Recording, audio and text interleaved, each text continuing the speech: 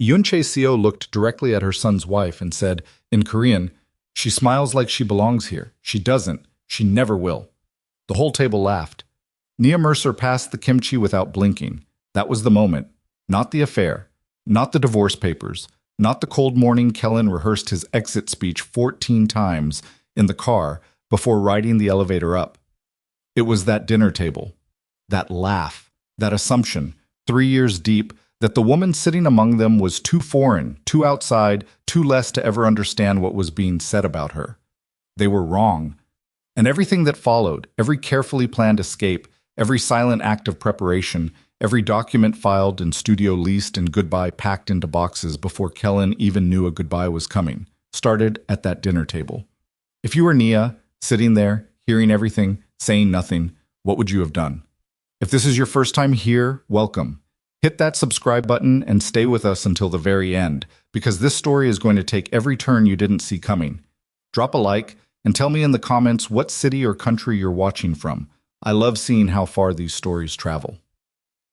Now let's get into it. The night Kellan Seo decided to end his marriage, it was raining the way Chicago rains in October. Not dramatically, not in sheets, but in that slow, relentless way that makes everything outside the window look like it's dissolving. He had been sitting in the back of his car for 11 minutes in the parking structure beneath his own building, holding a folded piece of paper on which he had written, in bullet points, the things he intended to say to his wife. He was not a man who wrote things down. He ran a criminal organization that controlled 3 of the city's largest freight corridors and had law enforcement on 2 federal task forces quietly working angles that had never once stuck. He made decisions about people's lives the way other men decided what to order for lunch. But tonight, with the paper folded in his coat pocket and the elevator button not yet pressed, Kellan Seo needed bullet points. That was the first sign that something had already shifted, though he couldn't have told you what. He had rehearsed it 14 times. He knew this because somewhere around rehearsal 9, sitting in this same parking structure 2 nights ago, he had started counting. The words were clean, respectful, even. He was not a cruel man. That was what he told himself, had always told himself, even when the evidence occasionally suggested otherwise. The divorce would be financially generous. Nia would be taken care of. He would make sure of it. He rode the elevator up to the 43rd floor and walked through the front door of a home that still, even now, even after everything, looked exactly like her. That was the thing nobody warned him about. Not his mother, not his attorneys, not Yaren. Nobody told him that walking into the apartment he shared with his wife, intending to leave it, would feel like walking into an argument he had already lost. Nia had designed everything in this penthouse herself. Not as a favor, not because he'd asked her to. She had done it because she was an interior architect, and this was her home, and she cared about where she lived. 3 years ago, when they'd moved in, she had spent 4 months sourcing materials, arguing with contractors, sending back 3 different lighting fixtures before finding the one she wanted. She had told Kellan then that a space should tell the truth about the people who live in it. He hadn't understood what that meant at the time. Standing in the entryway with rain drying on his coat, he thought he was beginning to. Nia was in the kitchen. He could hear the particular sound of a pot being set on a burner. Careful, not dropped. That was Nia. Everything deliberate. He had once found it comforting, the way she moved through a space like she'd already thought about it. Tonight it made his chest feel strange. "You're wet," she said, without turning around. "It's raining." "I know. Take your coat off before you come in further. The marble's been sealed, but I'd rather not test it." He took off his coat. He hung it by the door. He stood in his own apartment like a man who had arrived at the wrong address. She was warming rice. Leftover rice from he didn't know when. She had 2 bowls out. She was warming enough for 2 people. He hadn't texted her that he was coming home. He rarely did. Their marriage had long since settled into a shape where his comings and goings were unpredictable, and she had stopped organizing her evenings around them. That was practical. That was fine.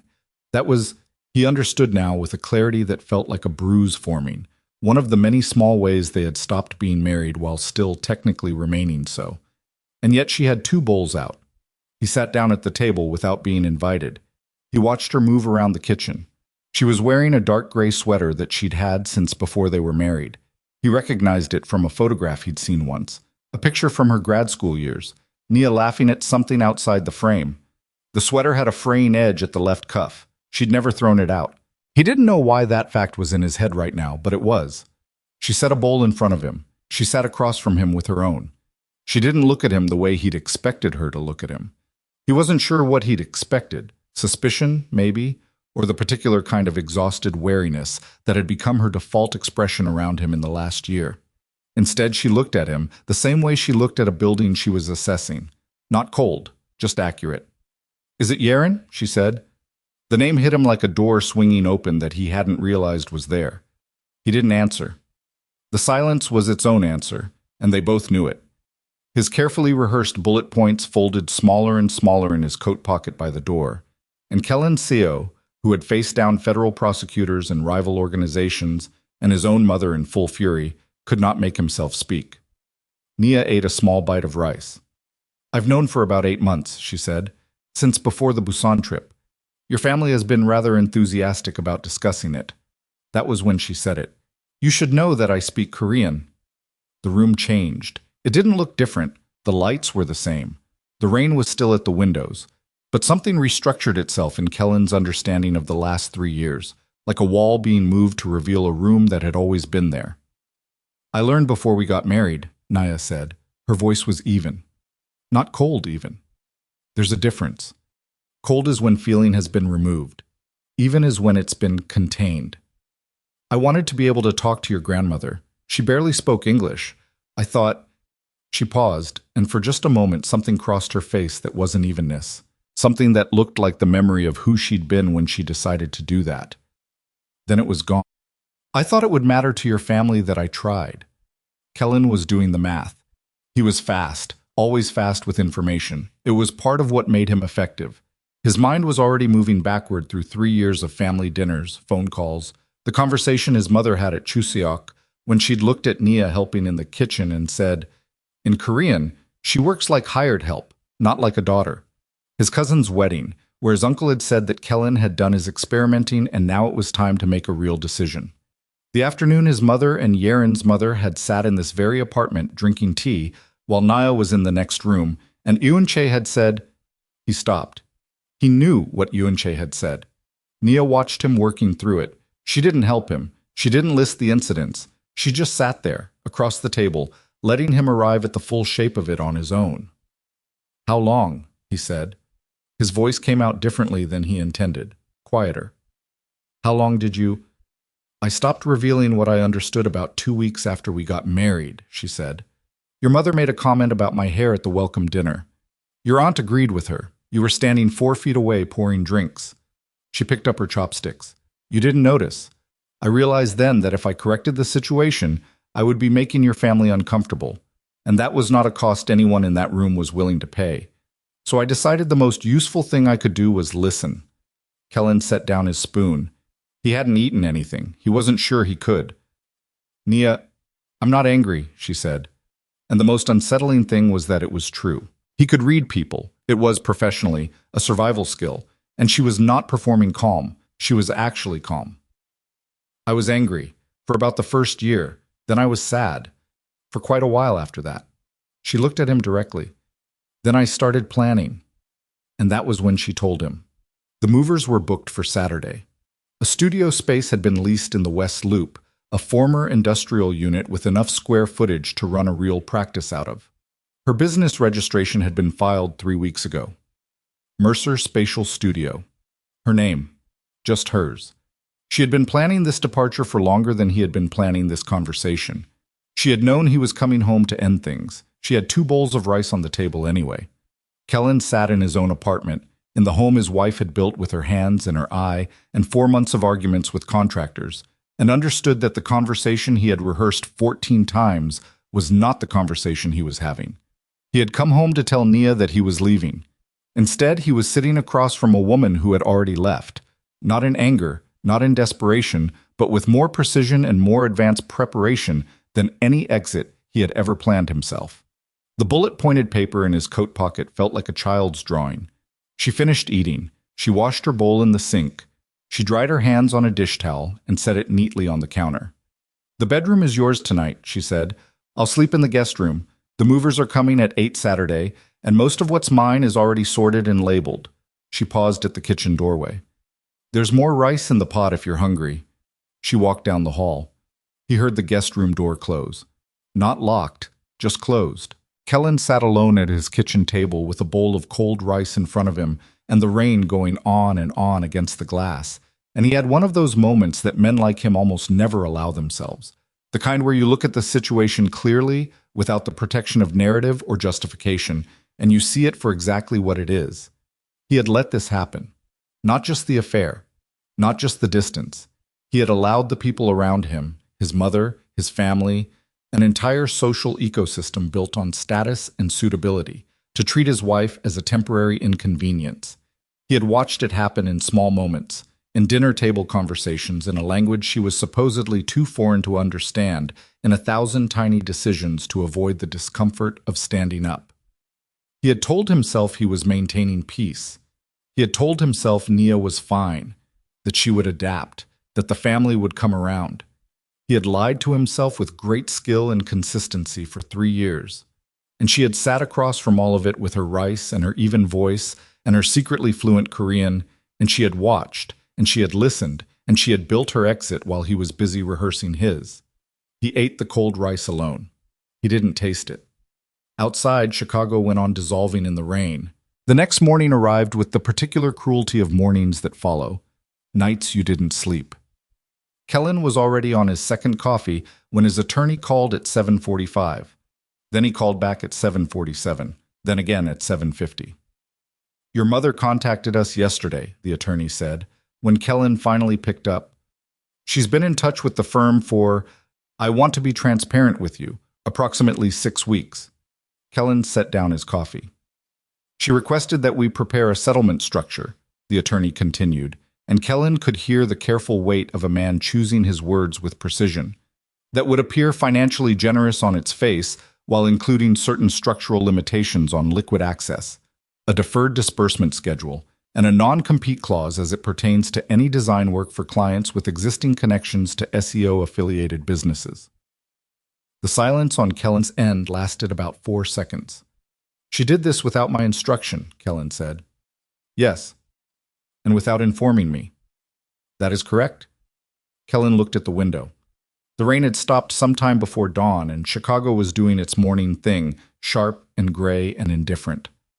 I want you to shred it, he said. Whatever she filed, whatever was drafted, all of it. And then I want you to draft a new settlement, everything she's legally entitled to, everything. Nothing deferred, nothing limited, no non-compete. That's significantly more. I know what it is. He picked up his coffee again. Do it today. He hung up and stood in the kitchen where, 12 hours ago, his wife had set 2 bowls on a table for a man who came home to leave her. He called his mother. She picked up on the second ring the way she always did, because Seo considered not answering her son's calls to be a form of negligence. You look tired, she said immediately, which was her way of saying she knew he'd had a bad night and was going to interpret that as confirmation that the divorce had been a difficult but correct decision. I need you to come to the office. I have... Now, Iyama. She arrived in 40 minutes, which was fast for Che, who treated punctuality as a negotiating position. She was put together in the way she always was, dressed well, posture exact, the kind of compose that takes years of practice to make look natural. She sat across from Kellan's desk and folded her hands. She took it better than I expected, Che offered. Strong girl, in her way. She speaks Korean, Kellan said. A very specific silence followed this statement, not the silence of confusion, the silence of a person calculating damage. She has spoken Korean since before we were married, Kellan continued. She learned it because she wanted to be part of this family. She understood every conversation you have ever had in front of her, every comment about her hair, every conversation about Yeren, every discussion about the settlement you designed without telling me. Yunchi's hands were still folded on her lap. Her face was a thing of control, but something moved behind her eyes. Every single thing, Kellan said. For 3 years. She sat at our dinner table and understood everything and said nothing, because she understood that nobody in that room was willing to pay the cost of her comfort. Che opened her mouth. I'm not finished. He hadn't raised his voice. He didn't need to. She's gone. The marriage is ending because I made choices that ended it. Not because of you, not because of Yaren, not because of any failure of suitability or family connection. Because I let cowardice dress itself up as respect for this family, and I let a woman I married get smaller year by year in a house full of people who spoke around her. That is mine. I own it. He looked at his mother for a long moment. But you were not operating in ignorance. You knew what you were doing in front of her, and she heard every word. For perhaps the first time in Kellan's adult life, his mother had nothing to say. She left his office 20 minutes later without the usual maneuvers. No redirect, no reversal into offense. Just a woman in good shoes walking across a marble floor who had spent 3 years being certain of what she knew and had discovered that the only thing she'd actually been certain of was wrong. The divorce was finalized on a Tuesday, which felt appropriately undramatic for the legal end of something that had been dying privately for much longer. Kellan's attorney had delivered the new settlement terms. Nia's attorney had reviewed them and called twice to confirm there were no conditions being hidden in the footnotes. There weren't. Kellan had been specific. Nia took what was hers. She didn't take more, didn't negotiate for symbolic concessions, didn't make the process an extension of the injury. She signed, and then she went back to the West Loop industrial space and finished setting up her studio, and that was that. Kellan ended things with Yaren the same week. He drove to her apartment on a Wednesday evening, and she met him at the door with a glass of wine and the particular expression of someone who has been expecting a conversation and has had time to prepare for it. They sat in her living room, which was tasteful and expensive, and told him very little about who she actually was, and he told her he was sorry for the way things had gone. "Don't be," she said. She wasn't cruel about it. She was in her way honest, and he respected that even now. You were looking for permission to stop feeling guilty about something else. I was convenient, and I made sense on paper, and I knew that. She turned her wine glass in her hands. I told myself it would become something more, but I think I knew it wouldn't. Yaren, you're not in love with me, Kellan. She said it without bitterness. That was somehow worse than bitterness. You were in love with the idea that choosing me meant you hadn't made mistakes. That's different. She looked at him steadily. I think you've been in love with your wife this whole time, and you've just been very committed to not finding out. He drove home with that sitting in the car with him, taking up more space than a passenger. Both women were gone now. He had managed, through a sustained effort of avoidance, self-deception, and cowardice with a good marketing budget, to end up alone. He deserved that. He sat with it. Nia's studio, in those first months, was the kind of operation that looked like ambition from the outside and felt like controlled desperation from the inside. The space was raw. She'd taken it partly because she could afford it, and partly because she recognized something in its bones. Old industrial, good light, structural integrity that the previous tenant's bad decor had almost successfully hidden. She had a laptop, a drafting table she'd bought secondhand and refinished herself over a weekend, and a contacts list that included her own name under M and very little else in terms of warm leads. The Seo name, which had opened doors in Chicago in ways she'd never fully appreciated until it was gone, was no longer attached to her in any professional context. She had made sure of that. Mercer Spatial Studio. Her name. Her call. The first 2 months were quiet in the way that financial stress is quiet. Not peaceful, but the absence of noise because you're too focused on the problem to make any. She bid on 4 projects. She was rejected from 2 without response, lost 1 to a larger firm with deeper relationships, and got the 4th, a small cafe renovation in Wicker Park that the owner's budget cut in half 2 weeks after signing. She did it anyway. She did it well. She photographed it herself and put it on a website she'd built over several late nights, and she put her name next to it, and she kept going. Her mother called from Atlanta on a Sunday morning and asked how things were. "Fine," Nia said. "Nia." "Hard," she said. "It's hard, Mama." "Are you eating?" "When I remember." "Nia, I'm fine. I'm building something. It's just, building takes time." She was sitting on the floor of her studio with her back against the wall because she hadn't bought a couch yet, and the drafting stool was the only seat, and it was uncomfortable for phone calls. "I just need it to take less time than it's taking." Her mother was quiet for a moment. "You sound like yourself," she finally said. "Not the you from the last few years, the other you, the one from before." Nia thought about that for a while after she hung up. She wasn't sure yet if that was a comfort or a complication. Becoming yourself again after a long time of being something less than yourself is not as simple as people make it sound. You have to figure out what to do with all the things you learned while you were shrinking. The knowledge doesn't go away just because you've stopped being small. It just sits there, waiting to find out what use it's going to be put to. She picked up her pencil. She went back to work. The boutique hotel project came in through a referral she almost didn't follow up on. A 3-line email from a contact she'd met at an industry event 2 years ago when she was still Mrs. Seo and didn't yet understand what that framing was doing to the way people saw her work. The Aldrich Hotel. 14 rooms and a lobby that had once been considered elegant and was now considered tragic. The owner, a woman named Patricia Choi, who had inherited it from her father and was trying to save it without selling it to developers, had a small budget and an enormous amount of specific opinions. Nia loved her immediately. They met 3 times before Nia accepted the project, which Patricia later told her was the most extensive vetting process she'd ever experienced from a vendor. Nia corrected her on the word vendor the second time she used it, politely but directly, and Patricia had looked at her with something like delight. And that was when they both knew this was going to work. Nia spent 6 months on that hotel. She worked with a Korean craftsman named Mr. Byun, who did traditional joinery.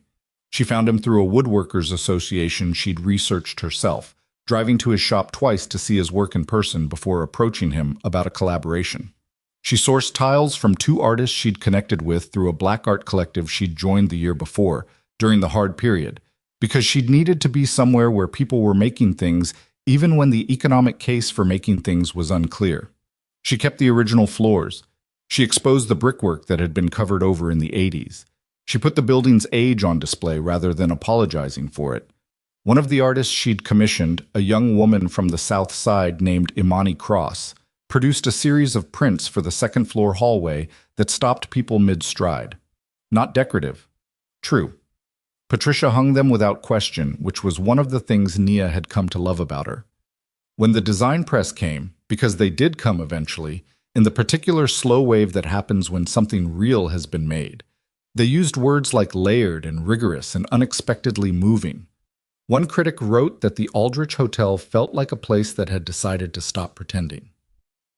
Nia had read that sitting on a 3-legged bar stool in her studio at 11 o'clock at night, and she had allowed herself exactly 1 moment of feeling something uncomplicated before going back to the 3 projects she was currently behind on. The write-up in Architectural Digest ran on a Thursday morning in late April. By Friday afternoon, she had 6 new inquiries. One of them was from an organization called Meridian North Development, and the inquiry was not for a small project. It was for a complete redesign of their 40,000 square foot headquarters in the West Loop. The email was 2 paragraphs, direct and specific. It was signed Adrian Park, founder. Nia read it 3 times. Then she wrote back in 20 minutes, because she had learned to respond before the part of her brain that remembered all the rejections could weigh in with its opinions. She had no idea, at that moment, that the email she was sending would change more than her firm's financial situation. She was focused on the project. She was focused on whether she could actually execute something at that scale with her current team, which consisted of herself, a part-time junior designer named Marcus, who was exceptionally talented and constitutionally incapable of arriving anywhere on time, and an operations coordinator named Tessa Rowe, who had been with Nia for 4 months and had already quietly reorganized every system in the studio without being asked and without making a fuss about it. She sent the email. Then she stood up, made coffee, walked back to her drafting table, and thought about 40,000 square feet. It was the most space anyone had ever given her. For the first time in a long time, she thought that might actually be enough. Adrian Park did not make people comfortable. That was the first thing Nia noticed when she walked into his temporary offices on the 14th floor of a building that smelled like fresh drywall and contractor coffee. I was standing at a window when his assistant brought her in, and he didn't turn around immediately. Not a power move. Or if it was the unconscious kind, the kind that comes from someone who is genuinely thinking about something else and hasn't yet rearranged themselves for company. He was looking at the street below with the focused blankness of a man running numbers in his head. When he did turn, he was not what she'd assembled from the email. The email had been crisp and borderline formal, the kind of communication that comes from someone with a law background or a very good executive assistant. Adrian Park in person was tall, lean, in the way of someone who moves a lot rather than someone who works at it, and had the particular quality of attention, when he finally gave it, that made you feel like the only thing in the room. It lasted exactly 2 seconds before his eyes moved to the portfolio she was carrying. "You brought physical copies," he said. "I always do. Nobody does that anymore." "I know." She set the portfolio on the table without waiting to be invited. "It's a 40,000 square foot project. I'm not going to show you my best work on a laptop screen." He looked at the portfolio, then at her, then he pulled out the chair across from her and sat down. Not the chair at the head of the table, the one directly across, which meant they were looking at the work at the same distance, same angle. That was the second thing she noticed. He asked good questions. Not the questions that were meant to demonstrate his own knowledge. She had sat across from enough clients who used questions as a way of showing off what they already understood. Adrian asked questions because he wanted information he didn't have. He pushed back on 2 of her decisions in the Aldrich project with a directness that some people would have found aggressive. Nia found it clarifying. "The exposed brick," he said, pointing to a photograph of the hotel hallway. "Some clients would call that unfinished. Some clients would be wrong." He looked up from the photograph. "An original 1920s brick wall that survived 4 renovations isn't unfinished," she said. "It's evidence. Covering it up doesn't make the building modern. It makes it dishonest." Adrian studied her for a moment. Then he looked back down at the photograph. "I want to show you the existing building before we talk terms," he said. They walked through the Meridian North headquarters, current state, on a Thursday afternoon in May, with a hard hat that was slightly too big for her head, and a site manager named Torres who narrated the space with the practiced efficiency of someone who had done this tour 15 times and would do it 15 more. Nia barely listened to Torres. She was listening to the building. 40,000 square feet of former manufacturing space, mid-century bones under 30 years of corporate renovation decisions that had progressively made it less interesting without making it more functional. Drop ceilings over 16-foot concrete, carpeting over what Torres confirmed, when she stopped and asked him directly, were original hardwood floors. A lobby that had been designed to communicate authority, and communicated instead the particular blandness of authority that doesn't feel the need to justify itself. "When was the carpet installed?" she asked Torres. 93. "And nobody questioned it?" Torres looked at her with the mild expression of a man who had worked in construction long enough to understand that questioning carpet in 1993 was not how people kept their jobs in 1993. "No, ma'am." She crouched down at the edge where the carpet met the lobby threshold and pulled back the corner. "Original white oak. Stained from something, marked by decades. Imperfect." She stood up. Adrian was watching her from 10 feet back. She hadn't realized he'd stopped following Torres. He'd just been watching her crouch on the floor and pull up a carpet corner like someone checking the pulse of a building. "How attached are you to the drop ceilings?" she said. "I've never been attached to them." "The carpet?" "I've been avoiding thinking about the carpet. The lobby concept, the current one. I commissioned it 4 years ago," he said. "I've never liked it." She looked at him. "Then why did you keep it?" "Because I wasn't sure what I wanted instead." That was the third thing she noticed about Adrian Park. He was willing to say "I don't know" without it costing him anything, without needing to immediately redirect into what he did know. In her experience, that was rarer in men at his level than it should have been. She told him she'd have a preliminary concept in 3 weeks. He said 2. She said 2.5. He said 2.5. They shook hands. His grip was ordinary, which somehow she had not expected. She walked back to the studio and stood at her drafting table for an hour without drawing anything, just thinking about 40,000 square feet and what honesty looked like at that scale. Then she picked up her pencil. Marcus arrived 40 minutes late the next morning with coffee and the energy of someone who did not understand why 9 o'clock was a thing. Nia had been at the table since 7. "You started without me," he said, looking at the spread of preliminary sketches. "I always start without you, Marcus." "That's hurtful. You're 40 minutes late. I have contextual relationship with time. You have a disorganized relationship with time." She moved 2 sketches toward him. "Look at these. Tell me what's wrong with them." He set down his coffee and looked. He was talented enough that she could trust his eye, which was why she kept him despite the contextual relationship with time. He studied the sketches for 2 full minutes without speaking, which was actually a Marcus record. "The lobby ceiling," he finally said. "You're trying to do too much. You want to expose the concrete and bring in warmth and make it monumental, but the sketches are arguing with each other." "Yes." "Which direction do you actually want to go?" "Both, that's the problem."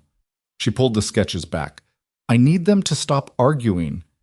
Tessa appeared in the doorway with a tablet and a look on her face that meant she had organized something that needed a decision. Tessa had been with Nia for 4 months and had arrived with a business degree and approximately 17 opinions about how the studio could run more efficiently, most of which had turned out to be correct. She was 26 and had the productive energy of someone who had been slightly underestimated for long enough that she'd turned it into fuel. "The material suppliers for the Meridian project," Tessa said. "You asked me to start preliminary outreach. And Hoffman & Co. can do the custom steel fabrication, but their lead time is 18 weeks. Koval Timber can source the walnut for the millwork, but they want a deposit before they'll hold inventory. And I found a ceramic studio in Pilsen that does large format tile work that might be interesting for the atrium." She handed Nia the tablet. "I've put together a comparison sheet." Nia looked at it. It was thorough, formatted in a way that made the information usable rather than impressive, and included 2 options she hadn't thought to request. She handed it back. "Book the Pilsen studio for a site visit," she said, "this week if they can do it. And tell Koval we'll have an answer on the deposit within 10 days. Tessa nodded, already typing. "And Tessa." The younger woman looked up. "This is good work." Tessa's expression did a small thing, not quite a smile, more the adjustment of someone who is glad to be seen. She went back to her desk. Marcus was looking at Nia with an expression she couldn't quite read. "What?" she said. "Nothing." He picked up his coffee. "You're good at this." "At what?" "Running a thing." He gestured at the studio. "Like an actual thing that functions. I worked at 2 firms before this, and neither of them felt like—" He paused. "Like someone actually meant it." Nia looked at him for a moment. "Don't be late tomorrow," she said. "I genuinely can't promise that." "Try anyway." She went back to her drafting table, but something about what Marcus said stayed with her, settled somewhere low and quiet, in the place where she kept the things that mattered without making a scene about it. She had built something, small, complicated, imperfect, perpetually underfunded, but real. Her name was on the door, and the work on the walls was hers, and the people in the room chose to be there. That was not a small thing. She had not understood when she was packing boxes in the Seo penthouse how much space she would need just to feel the actual size of herself. How many years she had spent walking through rooms designed for someone else's story. She picked up her pencil. She drew the lobby ceiling again. This time she let it be what it was, raw and specific and unafraid to show its age. She stopped trying to make it both things. She just made it true. It was the best sketch she'd done in 3 years. The first real fight with Adrian happened at the 3rd design review and lasted 22 minutes and involved neither of them raising their voices, which somehow made it more intense rather than less.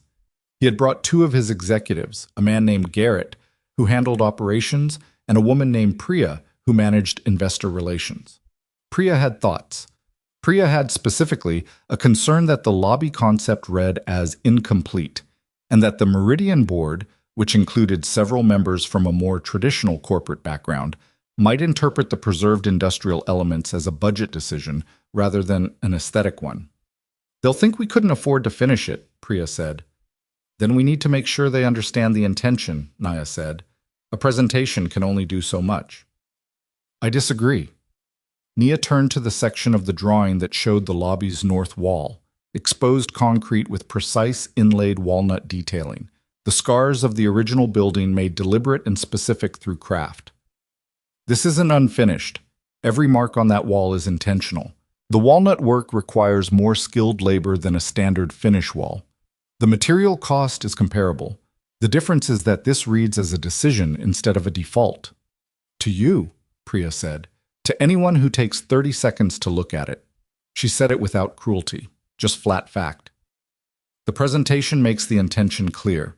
If a board member looks at that wall and still thinks it's a budget choice, the presentation didn't fail. They weren't paying attention. Priya looked at Adrian. Adrian was looking at the drawing. The current lobby concept, he said without looking up. The one we have. 4 years old. Nobody in this room has ever liked it. He looked at Priya. Has a single board member ever said anything positive about it? Priya paused. Has anyone said anything about it at all? Garrett offered. That's actually worse, Adrian said. He looked back at the drawing. The concept stands.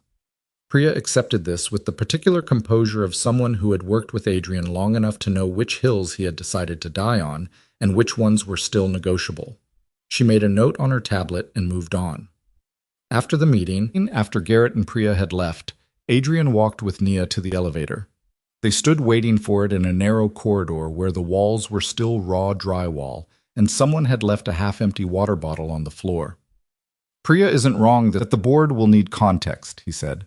I know. I wasn't dismissing her concern. I was dismissing her conclusion. She'll want a rehearsal of the presentation before the full review. That's reasonable. The elevator arrived. Neither of them got in. Nia was looking at the drywall. She reached out and touched it, just the surface, reading texture the way she read everything. This goes over concrete block underneath, she said, almost to herself. Yes. The corridor between your conference room and the northwest stairwell. Is that load-bearing? I'd have to check with Torres. Check with Torres. She lowered her hand. I think there's a way to open that corridor that would change the feel of the entire fourth floor without touching the structure. He looked at the wall, then at her. You notice things in buildings the way some people notice things in faces. Buildings are more honest than faces. That's a grim view of people. I've met a lot of people. She picked up her bag. I'll have revised drawings for the corridor by Friday. She walked toward the stairs. He watched her go, and then he looked at the drywall where her hand had been, and he thought about a woman who walked into a building and heard what it was trying to say. He took the elevator down. In his car, he sat for a moment before starting the engine. He had been through 2 major building projects and 1 disastrous renovation of his own home. He had worked with 6 architectural firms. He had never once been in a creative review where someone pushed back on his executives with that particular combination of directness and complete absence of performance. No softening, no excessive qualification, no glance in his direction to check if the disagreement was landing safely. Nia Mercer had argued with Priya like the quality of the work was the only thing in the room. He started the engine. He thought that was probably the most professional thing he'd ever seen. The weeks that followed were the most productive and the most expensive and the most exhausting weeks Mercer Spatial Studio had ever had, which meant they were also secretly the best weeks, the kind that feel terrible while you're in them and clarifying in retrospect.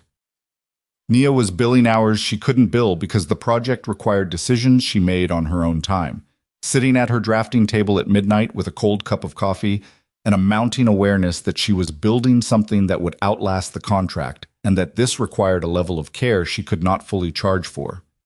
She didn't mind. That was the part she hadn't expected. She had spent years in the background of a world that didn't notice her working, and she had minded that enormously, in the quiet internal way she minded things, which was deeply and without dramatic expression. But this she didn't mind, because the midnight hours were hers, the decisions were hers. When she looked up from a drawing at 2 a.m, and it was right, the rightness was entirely, uncomplicatedly hers. Marcus noticed she was sleeping less. He didn't say anything, which was a form of respect she hadn't expected from him. He just started arriving, not on time, never on time, but closer to on time, and bringing extra coffee, and pulling his weight on the specifications documents with an investment that she would have called growth. If she weren't slightly suspicious, it was guilt for all the late arrivals.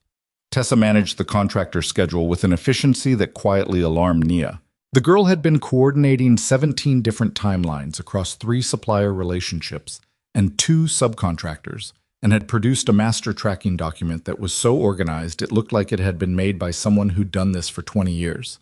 Nia had asked her once where she'd learned it.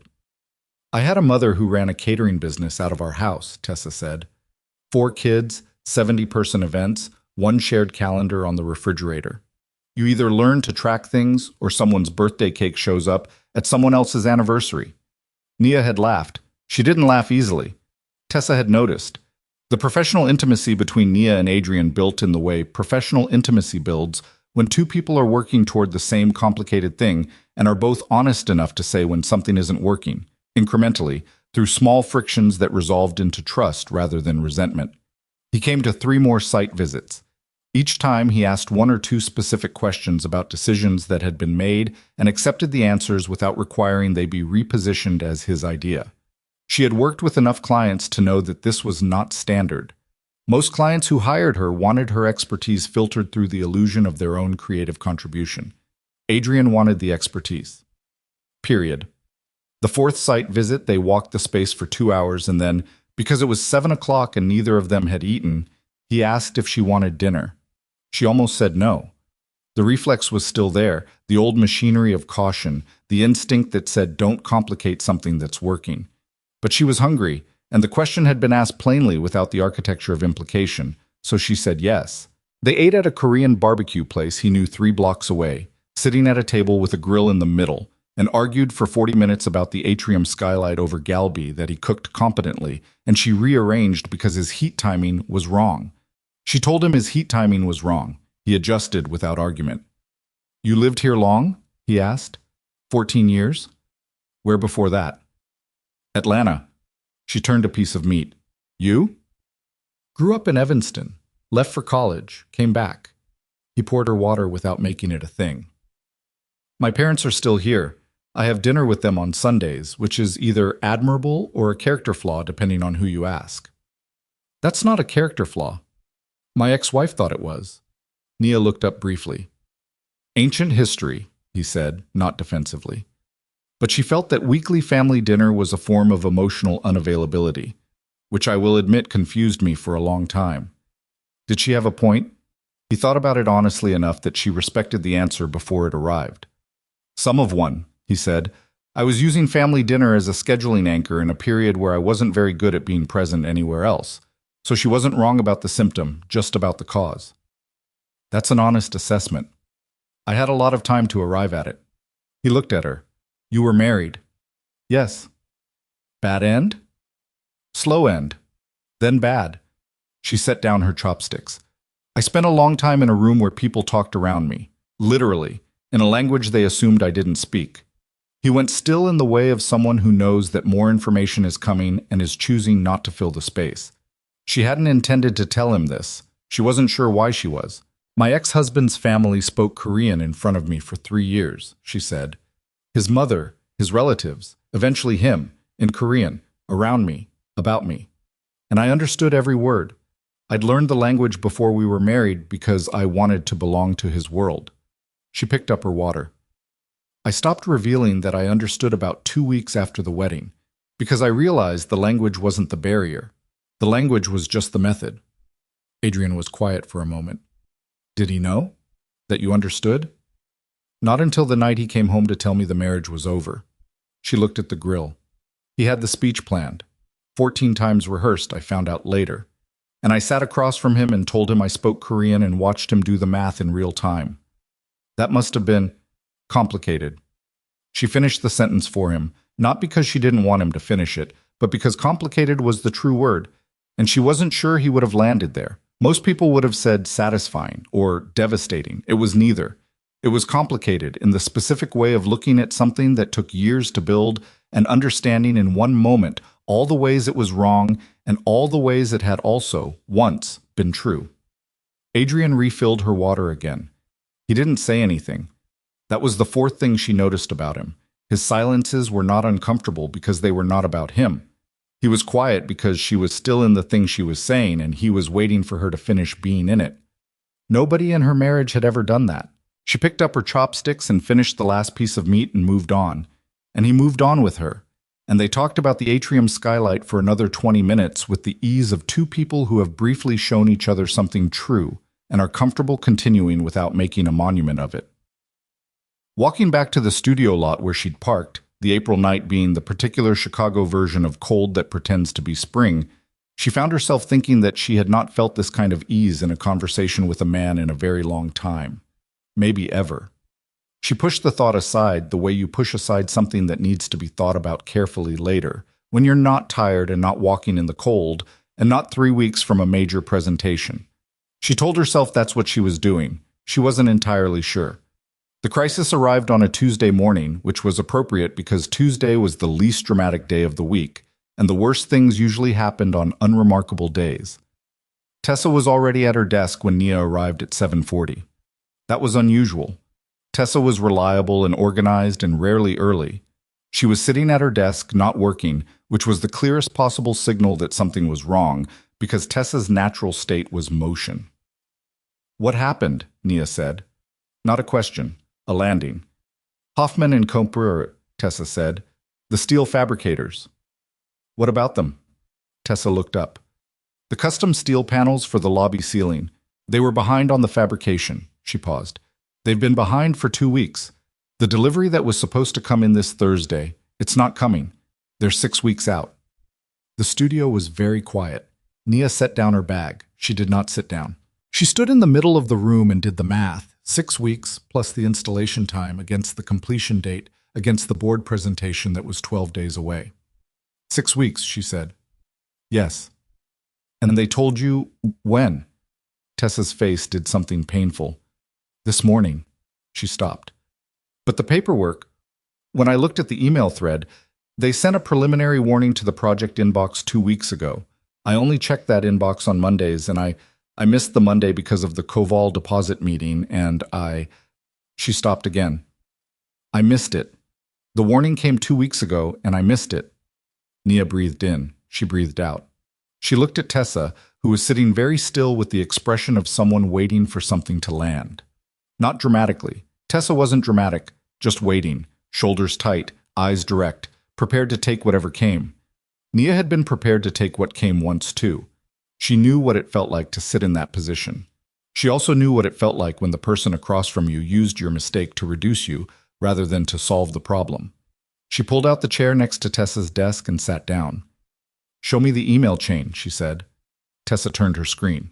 The warning email from Hoffman had arrived 14 days ago at 2:17 in the afternoon. It was clear. It outlined the delay, cited a supplier problem on their end for the specialized coding, and requested confirmation of an alternative delivery date. No one had replied to it. 2 weeks. 2 weeks in which, if she'd known, she could have... Nia stopped running that calculation. It was not useful. She switched tracks. "Is Marcus in yet?" "Not yet." "When he arrives, tell him I need him in. No side trips, no coffee run. In." She stood up. "I'm going to call Hoffman. Then I'm going to call Torres. Then the three of us are going to figure out what we can actually do in 12 days that isn't those steel panels." She walked to her drafting table. She sat for one moment, just one, with both hands flat on the surface. The lobby ceiling, the centerpiece of the entire design. The element that pulled the space together, the raw concrete overhead, the custom steel panels creating a geometric pattern of shadow and industrial precision, the light moving through them at different hours in ways she had tested with a scale model and a lamp at 11 o'clock on a Tuesday night 3 weeks ago because she needed to know. Gone. 6 weeks late, which meant gone entirely for this version of the project. She picked up her pencil. She opened her sketchbook to a blank page. She started drawing. Not what she'd planned. Something else. Something she didn't know yet. Only knew was in the direction of true and honest and fixable. In 12 days, and she was not going to call Adrian Park and give him a problem without also having arrived at the beginning of a solution. She was not that person. She had spent too long being the person who absorbed problems without bringing them forward, because the room was full of people who preferred not to know. That was not going to be her. She drew for 40 minutes before Marcus arrived. She heard the door, heard him stop, heard the particular beat of someone reading a room. "What happened?" he said. "The lobby ceiling fell through. Supplier delay. 12 days to the presentation." She heard him set his bag down, pull out his stool. She didn't look up. "Okay," he said. And then, without being asked, without making a thing of it, he picked up his own pencil and pulled a sketch pad toward him and started working from his side of the problem. That was the moment she knew the studio was real. Not a solo act, not her carrying everything alone, not an idea she was running on willpower. 3 people in a room, 1 crisis, 3 pencils moving. It was small, it was imperfect, it was actual. She kept drawing. An hour in, something emerged from the page that she hadn't planned. a ceiling concept that used locally fabricated black walnut in repeating geometric panels instead of the steel, the same structural logic, different material vocabulary, something that spoke American craftsman in the same breath as the Korean joinery and the south side tile work below it. Warmer, less severe, honest in a different way than she'd intended, but honest in its own right. She stared at it. She thought, this is better than what I had. She thought, I have to tell Adrian today. She thought, I have to fire someone. She let that last thought sit there because it was true, and it was heavy, and she needed to feel the weight of it before she made the decision. She had not missed that email. Tessa had missed it. And Tessa had missed it because she was young and had been given more responsibility than she perhaps had the systems to handle yet, and some of that was Nia's failure to set clearer protocols. That was true. That was also true. But there was a project manager, a man named Darren, whom she'd brought on contract 6 weeks ago for the Meridian project specifically, whose entire function was to manage supplier timelines and flag issues, who had his own access to that project inbox. Tessa used Mondays. Darren was supposed to check it Mondays and Thursdays. Nia pulled up the email chain again. The warning had arrived on a Tuesday. Darren's Thursday check would have caught it. 2 days later, 12 days ago. She called up the project log. Darren had been in the system the following Thursday. He'd updated 3 documents in the project folder. He had not replied to the Hoffman email. He had not flagged it to her. He had not flagged it to Tessa. He had opened the inbox, the log showed that clearly, and closed it. Nia put down her phone. She sat with this for exactly as long as she needed to, and not 1 second more. She thought about a family that had made decisions about what she was strong enough to hear. She thought about a marriage in which truth had been filtered through someone else's judgment about her capacity for it. She thought about being managed and protected and handled by people who told themselves they were doing her a favor. She thought about what that cost. Then she picked up her phone and called Adrian Park. He answered on the second ring. I need 20 minutes, she said. Today. In person. A beat. I have a 2 o'clock that goes until 3. 3:15. I'll be there. She hung up. She looked across the room at Tessa, who was still at her desk, still tight-shouldered, still waiting. The inbox check goes daily starting today, Nia said. Every morning. That's on me for not making that clear from the start. Tessa nodded, something releasing slightly in her shoulders. And I need Darren's project logs pulled for the last 2 weeks. Everything he accessed, with timestamps. Put it in a folder on my desk before I leave for the park meeting. Tessa's eyes flicked, just briefly, with the particular sharpness of someone who had already done her own math about the Darren situation and had been waiting to see which way Nia was going to go with it. I'll have it ready by 2, Tessa said. Nia stood up. She picked up the sketchbook with the new ceiling concept. She looked at the drawing one more time, the walnut panels, the geometry, the warmth that had come from necessity, and landed somewhere better than the plan she'd made in comfort. She thought about what she was about to walk into Adrian Park's office and say, and she thought about all the ways she could position it, soften it, arrive at it sideways through explanation and preface. She decided against all of them. She was going to walk in, sit down, and tell the truth about what had happened and what she was going to do about it, and she was going to put the sketchbook on his desk and let the work speak for the character of the studio. If that wasn't enough, then it wasn't the right relationship.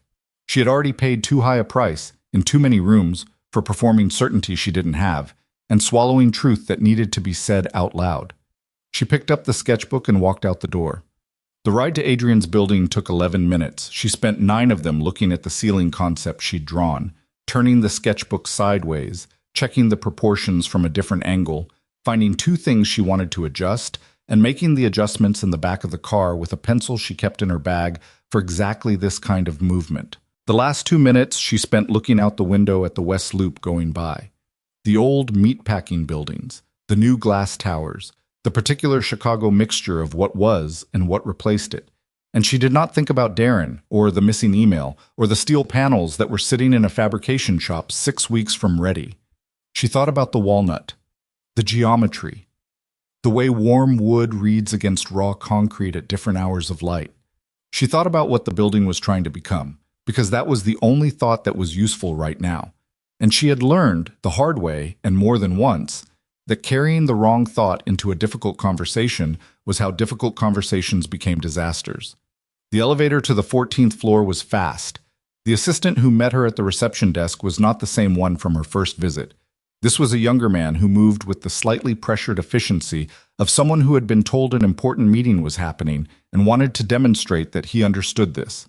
He offered water. She declined. He offered coffee. She declined. She sat in the small waiting area outside Adrian's office and looked at her sketchbook one more time. The door opened at 3:17. Adrian came out alone. No Garrett, no Priya. He had his jacket off and his sleeves were rolled to the elbow in the way of someone who had been working rather than meeting, and he looked at her with the direct attention that she had stopped being unsettled by and started being grateful for. "Come in," he said. She walked past him into his office. She had been in this room twice before, and both times had registered it the way she registered all rooms. Not consciously catalogued, but absorbed. The details settling somewhere below deliberate thought.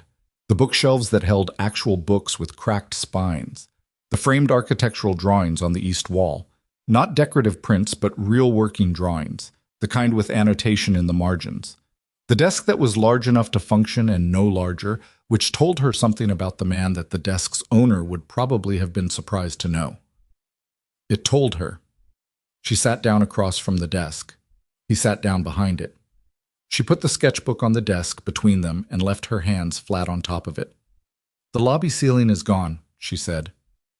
He didn't react. Not because he was performing calm. She had been reading people in professional settings long enough to know the difference between controlled reaction and genuine stillness. He was genuinely still, in the way of someone who understands that the next sentence is more important than his response to the last one. "The custom steel fabrication from Hoffman and Company is 6 weeks behind," she continued. "I found out this morning. The delay has been in progress for 2 weeks. I did not know about it for 2 weeks, which is a failure of process on my end that I am fixing today."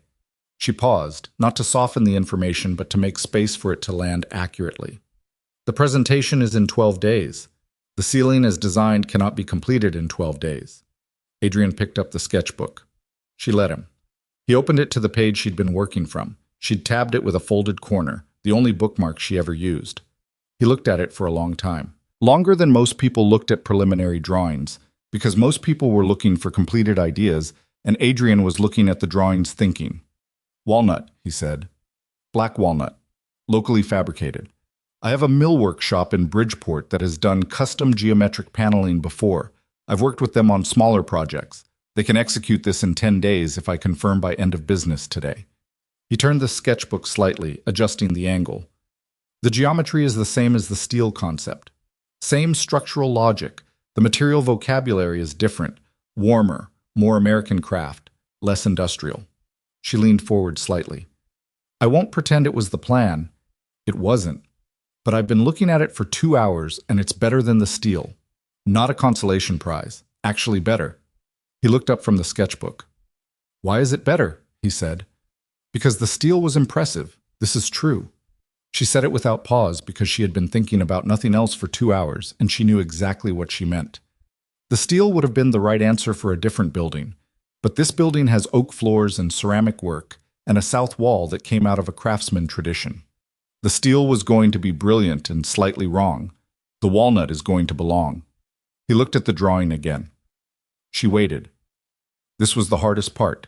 Not the confession of the problem, not the math of the solution, but this specific moment where the decision belonged to someone else, and all she could do was have been accurate enough in everything that preceded it to earn the trust that the moment required. Adrian closed the sketchbook. He pushed it back across the desk toward her. "Call the millwork shop," he said. She breathed. Not dramatically. She did not allow herself dramatic breathing. Just one regular breath that happened to be releasing something she'd been holding since 7:40 that morning. "I also need to tell you that the delay was discoverable 2 weeks ago," she said, "by my project manager. He had access to the supplier inbox and the timeline to catch it. He didn't." She picked up the sketchbook. "I don't yet know if that was negligence or a decision. I'm finding out this afternoon. Either way, the structural failure in that process ends today." Adrian said, "What's his name?" "Darren Cook, contract, brought on for this project specifically." "Have you worked with him before?" "No, he came recommended from a colleague who'd used him on a commercial renovation in River North." She met Adrian's eyes. My mistake was not building a verification layer into the system. I trusted a recommendation without confirming his actual protocols. That won't happen again. Adrian looked at her for a moment, not assessing. She could feel the difference between being assessed and being seen, and this was the latter. He had that quality in difficult conversations of receiving information without immediately converting it into an opinion, which was rarer than it should have been in people who ran things. I appreciate you coming to me directly, he said. I wouldn't have done it any other way. Some people would have. I know. She stood. I'm going to make the calls from the car. I'll have a revised materials schedule to Tessa by 7 tonight and a full updated timeline to your desk by 9 a.m. tomorrow. She picked up her bag. She was at the door when he said her name. She turned. The drawing, he said. Save that page. When the ceiling is done, I want to put the original sketch somewhere in the building. She looked at him for a beat. We'll see if it deserves to be, she said. And she left. In the elevator going down, she allowed herself exactly one moment of feeling the full weight of what had just happened. The problem, the solution, the conversation, the outcome. And then she pulled out her phone and called the Bridgeport Millwork shop. The shop was owned by a man named Giorgio Vasquez, who had been doing custom woodwork in Chicago for 23 years, and had the voice of someone who had spent those 23 years arguing with architects about lead times, which meant he was initially resistant. And then, when Nia laid out the specifications with the precision that comes from 2 hours of drawing a thing until you understand every measurement in it, progressively interested, and then, when she told him the building and the floor and the existing material palette, quietly invested. 10 days, he said, but I need the final dimensions today. You'll have them by 6. And the finish spec. I want to see your finish spec before I commit. I'm sending it now. She was already typing with one thumb while holding the phone with the other hand, a skill she had developed out of necessity and would have found undignified in a different period of her life. She heard Giorgio open something on his end, silence while he read. This is good work, he said. Thank you. I mean the finish spec. Most architects give me a finish spec that tells me nothing. This one tells me what you want it to feel like in the afternoon light. Nia was in the lobby of Adrian's building now, moving through toward the exit. That's the only thing that matters about a finish, she said. Yeah, she heard something moving on his end, a pencil or a ruler. Okay, send me the dimensions by 6, and I'll have my fabricator confirmed by 8. She stepped out onto the street. The April afternoon was the kind of Chicago weather that couldn't make up its mind. Cold from the lake, briefly warmer when you stepped out of shadow, cold again the moment the cloud cover shifted. She walked toward her car without feeling any of it. She was already in the problem of Darren. Tessa had the logs ready on her desk when she got back. Printed, which meant Tessa had anticipated that Nia would want to read them on paper rather than on screen, which was accurate, and meant that Tessa was paying a level of attention to how Nia worked that went beyond job function. Nia sat down. She read the logs. Darren Cook had accessed the project inbox on Thursday, 2 weeks ago, at 10:43 in the morning. The session had lasted 9 minutes. 3 documents had been updated: a contractor contact sheet, a materials reference file, a delivery schedule template. The Hoffman email, which had been marked unread and was the most recent item in the inbox at that time, had been opened. The log showed it clearly. Opened at 10:49, closed at 10:51. 2 minutes. He had read it. She read that line 3 times. He had read the supplier delay email. He had spent 2 minutes with it. He had updated 3 other documents that same morning. He had not replied to Hoffman. He had not flagged it to her. He had not flagged it to Tessa. He had not updated the timeline document he'd last touched the week before. He had read it, and he had closed it, and he had moved on. Nia set the papers down. She was not angry in the hot way. She was angry in the cold way, which was the more dangerous of the two because it was exact. She had learned to distrust the cold anger in herself, had spent years in her marriage mistaking its precision for control, when what it actually was, sometimes, was the place she went when something hurt too much to feel directly. But this was not that. This was clear and proportionate and had a very specific shape. Someone had decided, on her project, in her studio, that a significant problem was not his responsibility to surface. He had made a judgment, perhaps that it would resolve, perhaps that someone else would catch it, perhaps that the problem wasn't as large as it looked, and he had made that judgment without bringing it to her, without trusting her to participate in the decision, without treating her like someone who had the right to know what was happening in her own project. She had lived that pattern for 3 years in a marriage. She was not going to live it in her company. She called Darren. He answered on the third ring with the relaxed tone of a man who didn't know what she was holding. "Nia, hey, come to the studio," she said. "Now." A pause, just a half second, but it was there. "I'm actually in the middle of—" "Now, Darren." He arrived in 35 minutes. He came in with the careful energy of a man who had spent 35 minutes in a car deciding how to explain something. He was wearing a jacket he hadn't been wearing when she'd seen him the week before, which meant he'd gone home first, composed himself, prepared. Nia was sitting at the table in the small meeting area off the main studio space. The Darren logs were on the table. She had not put them face down. He sat across from her. He looked at the logs. He knew what they were. "The Hoffman email," she said. He opened his mouth. "Don't," she said, quietly, not viciously, just accurately. "Don't tell me you didn't see it, and don't tell me you meant to follow up. The log shows you opened it. It shows exactly how long you had it open. So I'd like to talk about what you decided after you closed it." Darren's prepared speech, whatever it had been, was not built for this entry point. She could see him recalibrating. He was not a stupid man. That had never been her assessment of him. He was capable and experienced and had a professional reputation that the colleague who recommended him had described as solid. Solid. "I thought it was going to resolve," he said. "What made you think that?" "Hoffman has had delays before. I've worked with them on 2 other projects. They usually sort it within a week. The problem escalates to their operation. I was going to follow up Thursday." "This Thursday?" "Yes." "The materials are 6 weeks out, Darren. This Thursday would have been 12 days before the presentation." "I didn't think it would be 6 weeks, but you didn't know." She kept her voice even and precise.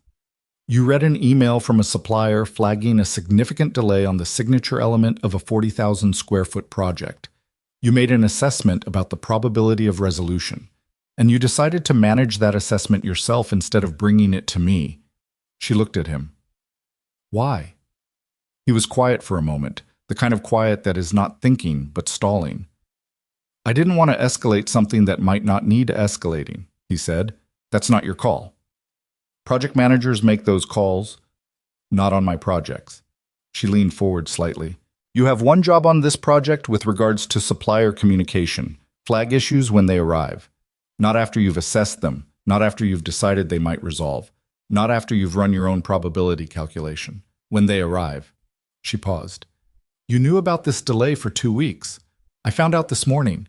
The supplier had to call us. Do you understand how that looks to a client?" "I understand." "Do you understand?" she said again. And this time it was not a repetition, but a different question, the deeper one. "Or do you understand that it looks bad, and you're telling me you understand because that's what the situation calls for?" Darren said nothing. "Because I need to know," Nia said, "whether this was a systems failure, whether I gave you a protocol that wasn't clear enough, whether the communication structure on this project is one I should have built differently. I can work with a systems failure. I can fix it." She looked at him steadily.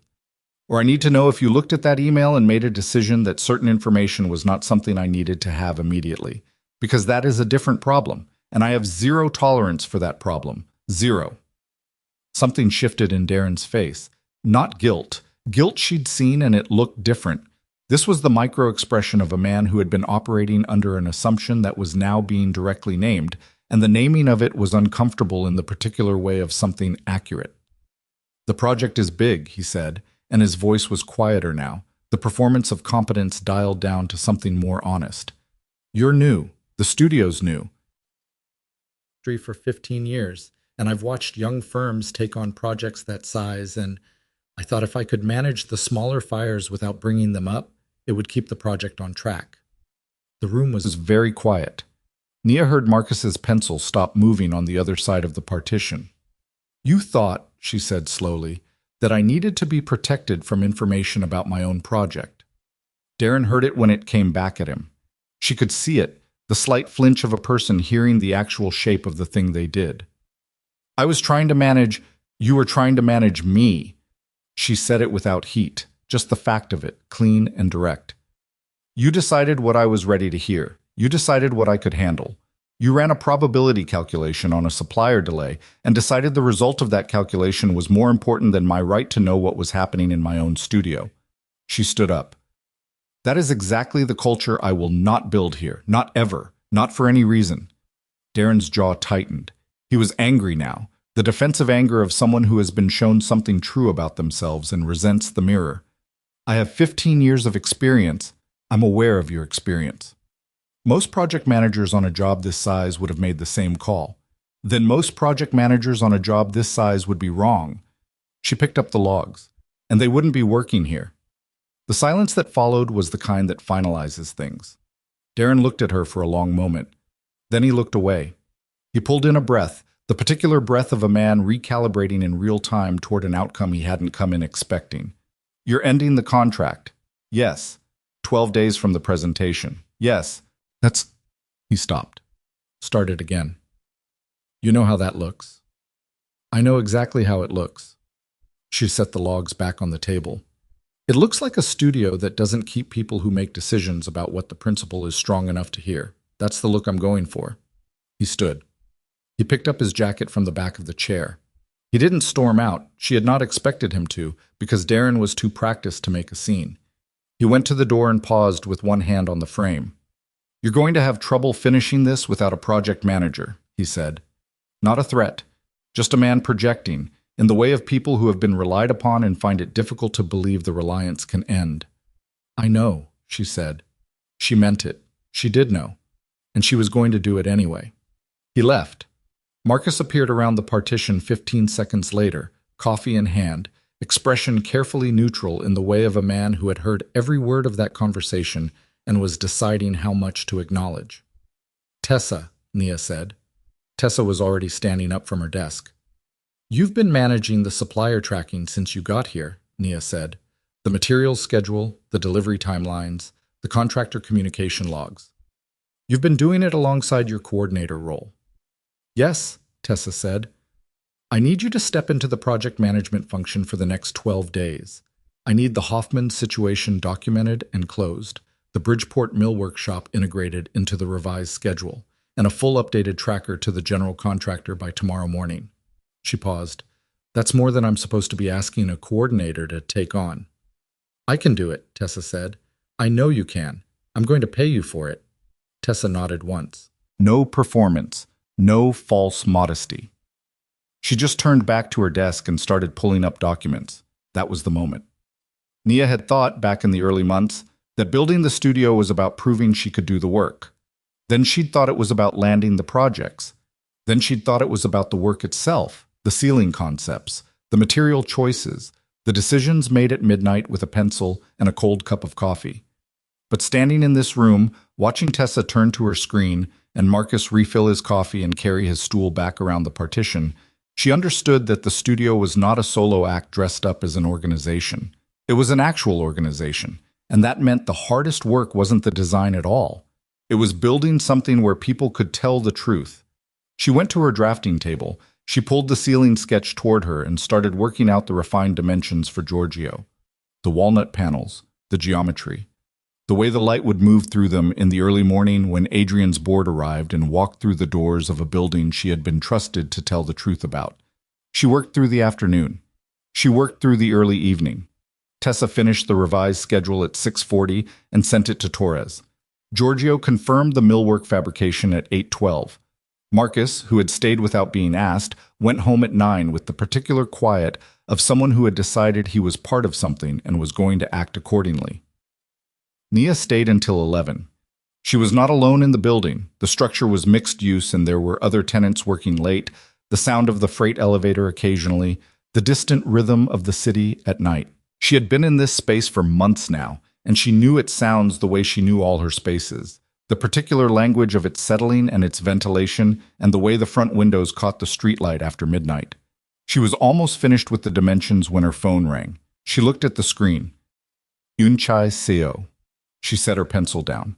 It was 11:23 at night. She had not heard from Kellan since the divorce was finalized. She had not expected to hear from her again in any context that didn't involve attorneys. She let it ring. On the fourth ring, she picked it up. She said nothing. She just waited.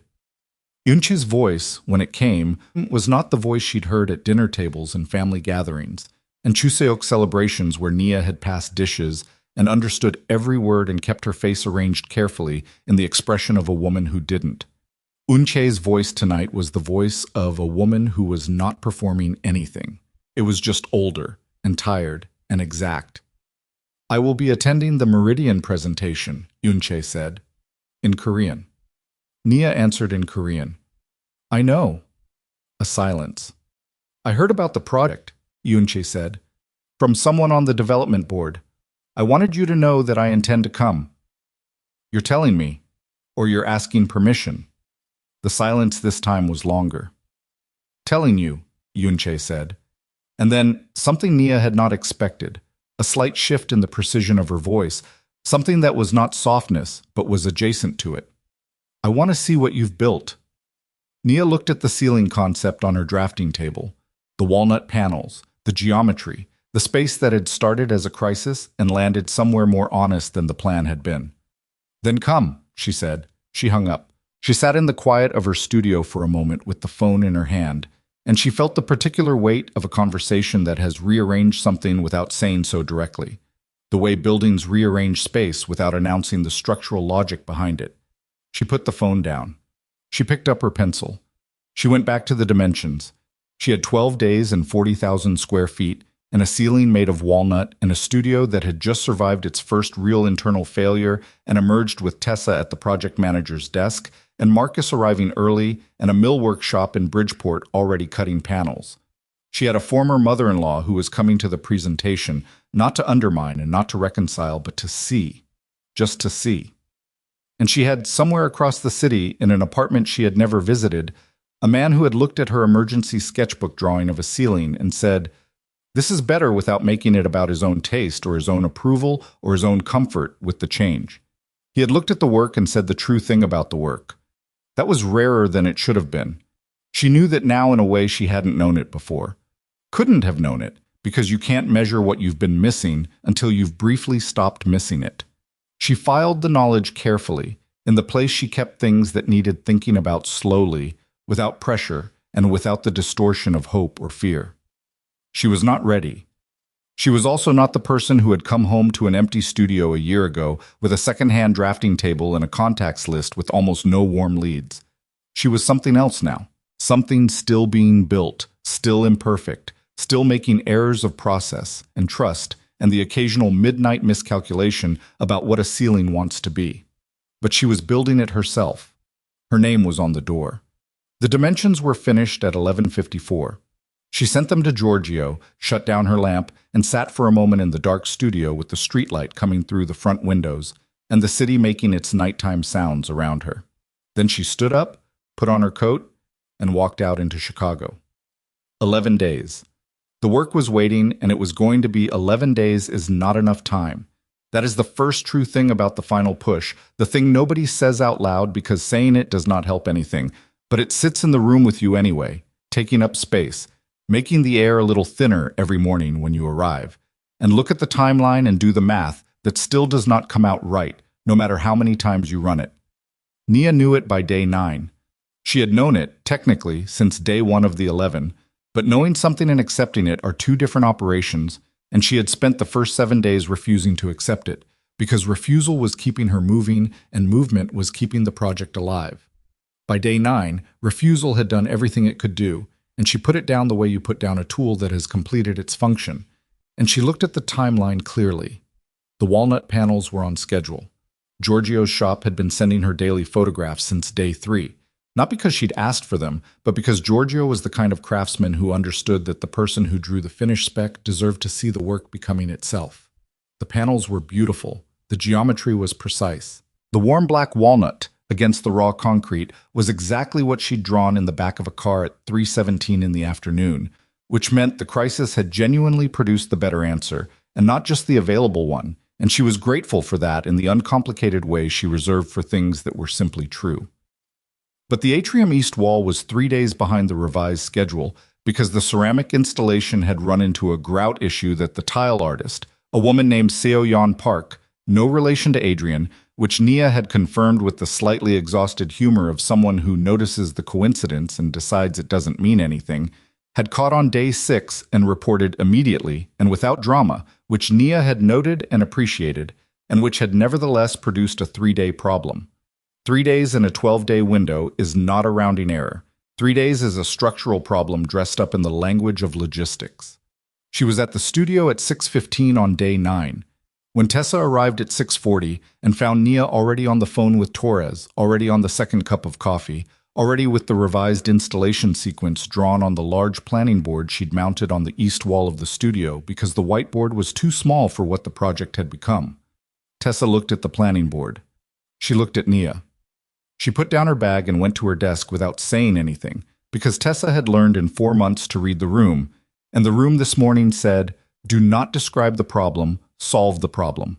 "Torres," Nia said into the phone, "if we move the south glass installation to the morning of day 10 and pull the atrium ceramic final cure into the overnight window, does your crew have the capacity to run both closures simultaneously?" Torres's voice on the other end had the particular quality of a man doing math he didn't want to do at 6:20 in the morning. Simultaneously is aggressive. "I know it's aggressive. Can your crew do it?" "My A crew, yes. If I pull Reyes off the 3rd floor finish work." "What does that cost the 3rd floor?" "Half a day?" "The 3rd floor finish work is not client-facing until the board walkthrough is over." "Correct?" "Then pull Reyes." She looked at the planning board. "I need confirmation on the revised sequence by 8. I have a material delivery arriving at 8:30, and I need Torres on the floor, not on the phone." "I'll confirm by 8, Torres said. She hung up. Marcus came in at 7:12, which was the earliest he had ever arrived in the 4 months he'd worked at the studio, and he came in with the focused energy of someone who had made a private decision on the commute in. He didn't get coffee first. He went directly to his drafting station and pulled up the lighting specifications for the lobby. "The pendant array in the lobby," he said, without looking up. "The spacing is off in the southeast quadrant." Nia looked over from the planning board. "Show me." He turned his screen. She crossed the room and looked at the specification drawing. He was right. The spacing was off by 8 inches in the southeast quadrant, which didn't sound significant until you understood that the pendant array was designed to interact with the walnut ceiling panels, and 8 inches of deviation would create a shadow pattern in the late afternoon that was not what she'd drawn and not what she'd promised. "When did you catch this?" she said. "Last night, around midnight. I was going over the install spec for the lighting contractor and He paused. "I wasn't going to bring it up until I knew if it was fixable or not." Nia looked at him. He caught the look. "I know," he said. "Bring it up first. I know. I know." She looked back at the screen. Old habits in a studio were as hard to break as old habits anywhere else, and Marcus had come from 2 firms where problems were filtered before they reached the principal, and 4 months was not always enough to fully override a professional formation. She filed that away, not as a failure but as information, the kind that told her the work of building a culture was not a one-time declaration but a daily practice. "It's fixable," she said. "The contractor is in on Friday. Pull the install spec and have the corrected spacing diagram to me by noon. If I need to call the contractor with a change, I want to do it before end of day." "Already started," he said, and went back to work. By day 10, the studio had stopped feeling like a business and started feeling like an operation. There is a difference. A business has regular hours and reasonable expectations, and a distinction between work time and personal time. An operation has a mission and a timeline, and everyone in the building understands both without being told. Nia had seen it happen once before, in an architecture firm she'd worked at in her late 20s, a small shop in Atlanta that was in the middle of a complicated hospital renovation when she'd joined them, and for 6 weeks the entire office had been running on something that wasn't quite adrenaline and wasn't quite dedication, but was the specific energy of people who had decided to be equal to a hard thing. She had not known, until now, that she was capable of producing that environment herself. Tessa had the project tracking document updated in real time, all day, every day, so that at any moment Nia could look at a single screen and know exactly where every element of the project stood. Torres confirmed changes within the hour. Giorgio sent a video at 3 p.m. on day 10 of the walnut panels loaded into his delivery truck, the geometric cuts precise and warm under the shop lighting, and Nia had watched it 3 times and then sent it to Tessa and Marcus without comment because the work deserved to be seen.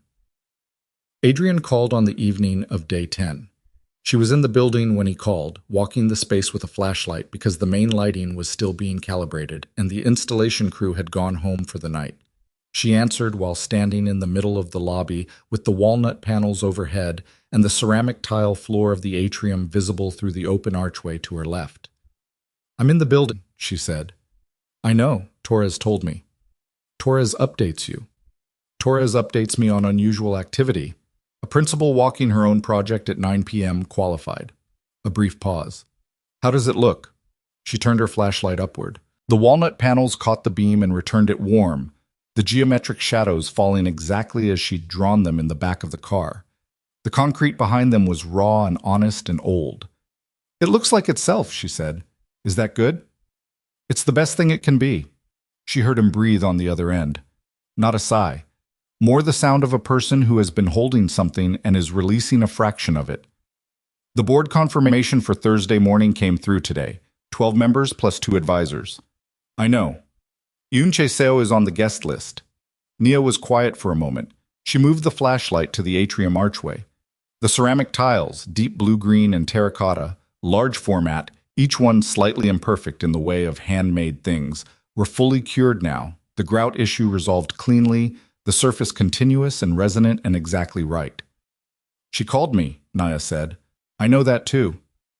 "You know a lot." "She's the mother of my competitor's former—" He stopped. "That came out wrong. She's a person with connections to the development community, and when I saw her name on the guest list, I did some background." "And?" "And I wanted to make sure you knew she was coming. I told her to come." Another pause. Longer this time. "I know you did.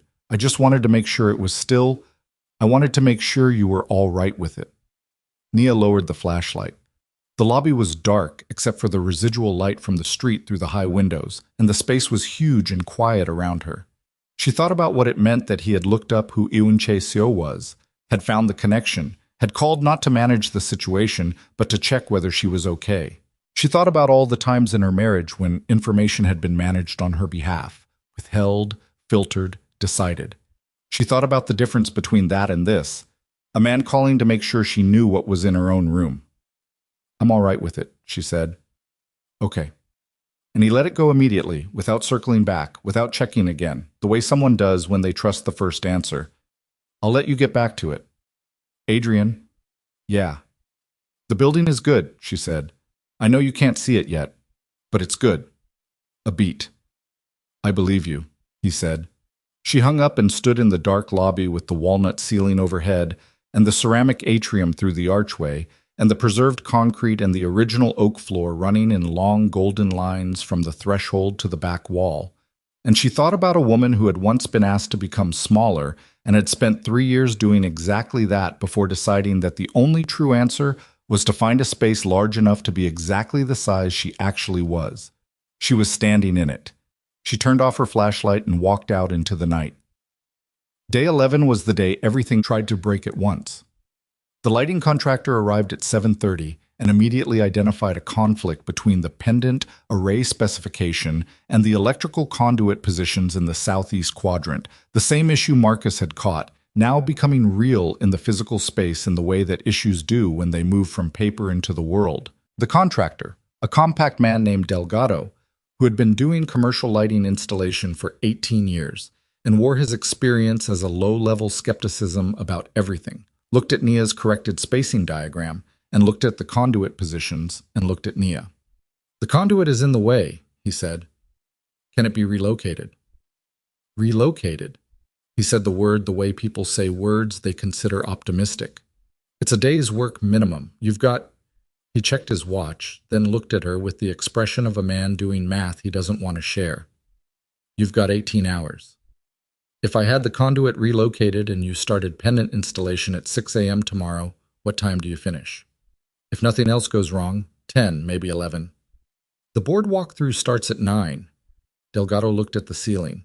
He looked at the pendant array specification. He looked at Nia with the expression of a man being asked to do something technically possible and professionally unreasonable. "You're asking me to run overnight," he said. I'm asking if you can. My crew, name your price. We can discuss logistics or we can discuss money. But I need an answer in the next 10 minutes because I have an electrician coming at 8 to assess the conduit relocation, and I need to know if the installation sequence is viable before he gets here. Delgado looked at the ceiling one more time. My crew works from 10 tonight until 6 a.m., he said. They get a break at 2. I can't promise 11 because if anything else is wrong up there, it'll push, but I'll do the best I can. That's all I'm asking. She called Torres on the walk to the atrium. Torres confirmed the electrician's arrival time. She called Tessa and told her to clear her personal evening. Tessa said she'd already assumed that. Nia did not thank her extensively. She knew by now that Tessa didn't need extensive thanks. She needed accurate information and clear authority and the knowledge that her work mattered. She gave her all three and moved on. By midday, the conduit relocation was underway. By 3 p.m., Nia had been on her feet for 9 hours and had eaten half a granola bar at some point and couldn't remember when. She was standing in the atrium reviewing the ceramic tile pattern with Seo Yan Park, the artist, who had come in for the final inspection and was moving along the wall with the focused intensity of someone checking their own work against an internal standard that was higher than anyone else's. Seo Yan stopped at a tile in the upper left section of the installation. Nia watched her. Seo Yan put her fingers on the tile's edge. She pressed lightly. She stepped back. She looked at the full pattern and then back at the tile. This one, she said. Nia looked. The tile sat slightly higher than its neighbors, a fraction, the kind of fraction that most people at most distances in most lighting conditions would not notice in 1,000 years of looking. I see it, Nia said. I can pull it and reset, Seo Yan said. Takes an hour. The grout cure time means you'd need to leave it uncovered tonight and it'll be set but tender by morning. Do you have the tools here? In my truck. Do it. Seo Yan was already moving. She was not a woman who required congratulation for doing her work correctly, which was one of the reasons Nia had found her and one of the reasons the wall looked the way it did. Nia walked back to the lobby.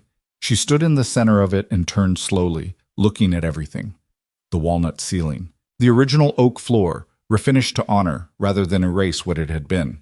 The north wall with its preserved concrete and the precise inlay that Giorgio's shop had made possible. The lighting above, currently incomplete, pendant positions held by temporary placeholders while the electrician worked overhead, but the bones of the design clearly visible and clearly right. She thought about the first sketch. The steel panels she'd planned and built a whole vision around. The clean industrial precision of a concept she'd been genuinely proud of and had lost in a Tuesday morning phone call from a supplier who was 6 weeks behind. She thought about the hour of drawing that had followed, the pencil moving without a plan, finding the walnut, finding the warmth, finding something that belonged to this building in a way the steel never quite would have. She thought about what it cost to lose the first plan. She thought about what it produced. There was a lesson in that, and she knew it, but she was too tired and too present in the immediate reality of the space to formulate it cleanly. She filed it for later. Later, when the board had walked through and the presentation was done, and she had slept for 8 hours and eaten an actual meal, she would come back to it and find the words. Right now, she needed to check the third floor. The third floor was the boardroom floor, the space where Adrian's executive team would be headquartered, where the clients who filled the building every day would have their largest meetings and their most consequential decisions. Nia had treated it as secondary to the lobby and atrium because the lobby and atrium were what the board would walk through first, what they would photograph, what would become the face of the completed project. But secondary was not unimportant, and she needed to walk it. She took the stairs. The third floor was quieter than the lobby level, the construction sound muffled by one floor of concrete and steel. Reyes, Torres's crew member, the one pulled from finish work to support the simultaneous closure schedule, was at the far end of the corridor doing the final detail work on the custom millwork around the boardroom entrance. He looked up when she came through the stairwell door and went back to work immediately, the way experienced tradespeople do when a principal walks the floor. Acknowledge, continue, do not perform. Nia walked the length of the corridor. It was good, not perfect. A perfect corridor was a dishonest corridor, and she had built this one the way she built everything, which was to let the building be what it was and make deliberate decisions about what to preserve and what to change, and to be able to explain every choice if someone asked. The junction of old brick and new millwork at the boardroom entrance was exactly the conversation she'd wanted it to be. The light coming through the corridor's east window at this hour was the light she'd measured and calculated and trusted, and it was doing exactly what she'd trusted it to do. She stopped at the boardroom door. She had not been inside in 2 days. She opened it. The room was finished.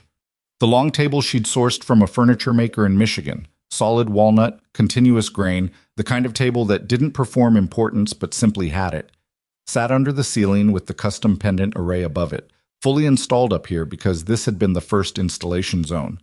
The floor was the original concrete, ground and polished to a surface that read as both industrial and precise. The east wall was glass from floor to ceiling, and through it Chicago was doing its afternoon thing, gray-blue and enormous and indifferent and beautiful. She sat down at the table, just for a moment, just to feel what the room felt like when someone sat in it. She sat in the chair at the table's far end, not the head, not the foot, just a chair, and she looked at the room around her and through the window at Chicago, and she thought about a woman who had once sat at another long table in another room and passed dishes and understood every word that was being said around her and said nothing. She thought about how far that room was from this one. She stood up. She had work to do. The overnight shift began at 10 p.m. and Nia stayed for the first 3 hours of it. The lighting crew was working efficiently, Delgado running the operation with the controlled precision of someone who had done complicated work on impossible timelines before, and understood that the job required less conversation and more movement. The pendant array was going in correctly. The southeast quadrant that had caused the specification conflict was being handled with the corrected spacing, Marcus's midnight catch made real in the physical world, the shadows falling the way the design required. Nia walked the lobby one final time at 1 in the morning.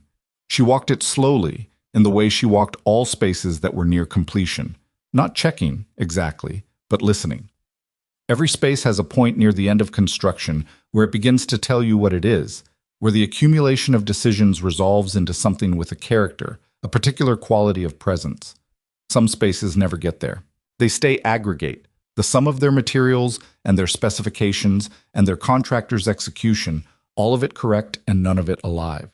This lobby was alive. She felt it the way she felt all the true things about buildings, below deliberate thought, in the place where her professional training and her innate understanding of space had been fused by 15 years of practice into something she couldn't always articulate but could always trust. The building was alive and it was hers and it was true. She told Delgado she was leaving and she would see him at 6 a.m. She went home. She slept 4 hours. She had set 2 alarms and woke before the first one, which was not unusual when she was close to something. She showered and dressed and made coffee and stood at her apartment window with the cup in her hands and watched Chicago coming into its Thursday morning, the sky doing that particular early October thing where it goes from deep gray to pale gray to a quality of light that isn't quite dawn and isn't quite day, the in-between state that has its own kind of beauty if you're awake for it. She thought about Yoon Chae. She thought about the phone call, the Korean, the older and tired voice, the "I want to see what you've built."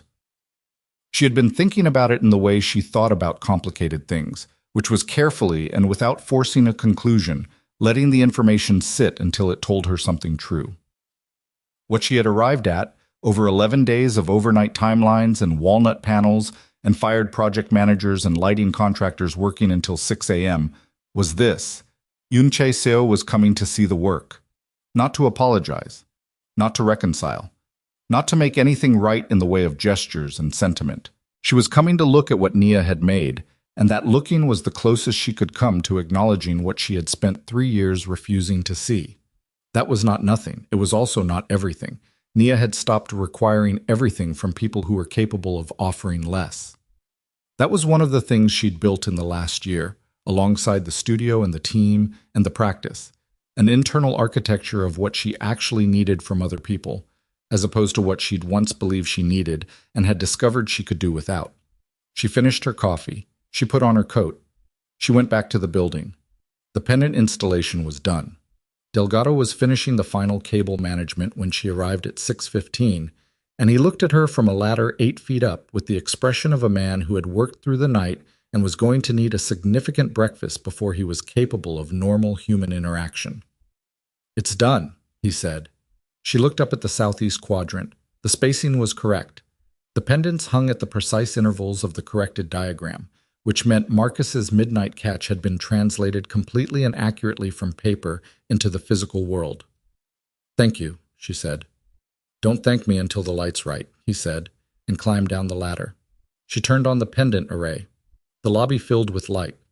Not dramatically, not in the way of theater or effect, but in the way of a space that has been designed carefully receiving the illumination it was built for. The walnut ceiling came alive overhead, the geometric panels catching and diffusing the light and returning it warm and specific, the shadows falling exactly as she'd drawn them in the back of a car at 3:17 in the afternoon 11 days ago. The concrete walls received it differently, cooler, older, more complex. The original oak floor reflected it upward in long golden lines. Delgado looked up from packing his equipment. He didn't say anything. He just looked. That was enough. By 8:30, Torres had the crew doing final walkthrough checks. Tessa arrived at 8:40 with a folder containing the board presentation materials and a coffee for Nia, who took it without comment because she had been awake since 4, and commenting on coffee was beyond her current capacity. Marcus arrived at 8:45, clean-shaved in a way that suggested he understood this morning was different, and stood in the lobby doorway for a moment, looking up at the ceiling before he came fully inside. "Marcus," Nia said. "Yeah." "Go stand under the southeast quadrant." He walked to the southeast quadrant. He stood under it.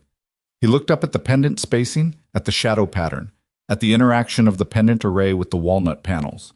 He looked back at her. "That's mine," he said. "Yes." Something happened in his face. Not pride exactly, more the slightly stunned recognition of a person who stayed late and caught a problem and brought it forward, and can now see, in the physical world, what that brought-forward problem became. "I almost didn't tell you," he said. "For about 20 minutes I almost just—" "I know," she said. "That would have been bad." "Yes." He looked up at the ceiling once more. "Good thing I'm growing as a person," he said, and went to find a place to stand that was out of the way of the board's arrival path. At 8:53, the first board members arrived. At 9:04, Prio walked in with 2 advisors, and Garrett and 3 other executives Nia recognized from the earlier reviews. At 9:11, Adrian came through the door. He did not look at the lobby first. He looked at Nia. One direct, a second's worth. The kind of look that asks a question without words. She gave him the smallest nod because the answer was yes, and he deserved to know it before the board did. He looked at the lobby. She watched him look at it. She did not watch his face the way she had watched faces when she was younger, cataloging reactions, measuring approval, making internal adjustments based on what she saw. She just watched him look at the building she had made, and she let what she felt about that be complicated and real and not yet named. At 9:17, Seo walked through the door. She was wearing a charcoal coat and her posture was exact in the way Nia had always known it, the particular bearing of a woman who had spent her entire adult life in rooms where appearance was information. She stopped just inside the threshold. 40 feet of lobby separated them. Nia did not move toward her. Unche did not move toward Nia. They looked at each other across the space, across the walnut ceiling and the oak floor and the preserved concrete and the handmade ceramic visible through the atrium archway and the 3-panel installation by Amani Cross that hung on the lobby's south wall, 3 women occupying spaces built around other people's authority. None of them asking permission, none of them posing, all of them simply present. Unche looked at the installation. She looked at the ceiling. She looked at the floor. She looked, finally, across the 40 feet of lobby at Nia Mercer, who was standing in the center of a space that bore no name but her own, surrounded by work that had come from her eye and her hand and her willingness to lose the first plan and build a better one from what was left. The skeptical board member, a man named Whitfield, who had been the most vocal about the industrial preservation approach in the earlier reviews, who had used the word incomplete twice in the 3rd meeting, walked the length of the lobby and stopped in front of the north wall with its concrete and walnut inlay, and looked at it for a long time.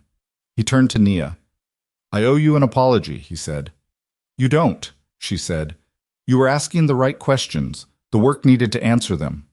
He looked back at the wall. "It does," he said. Adrian was standing to her right. Not close. A professional distance, the distance of a client and an architect in a room full of colleagues. But he was positioned, she noticed, in a way that was entirely lateral, not in front of her, not behind her, not between her and the board. Beside her and slightly back, making room.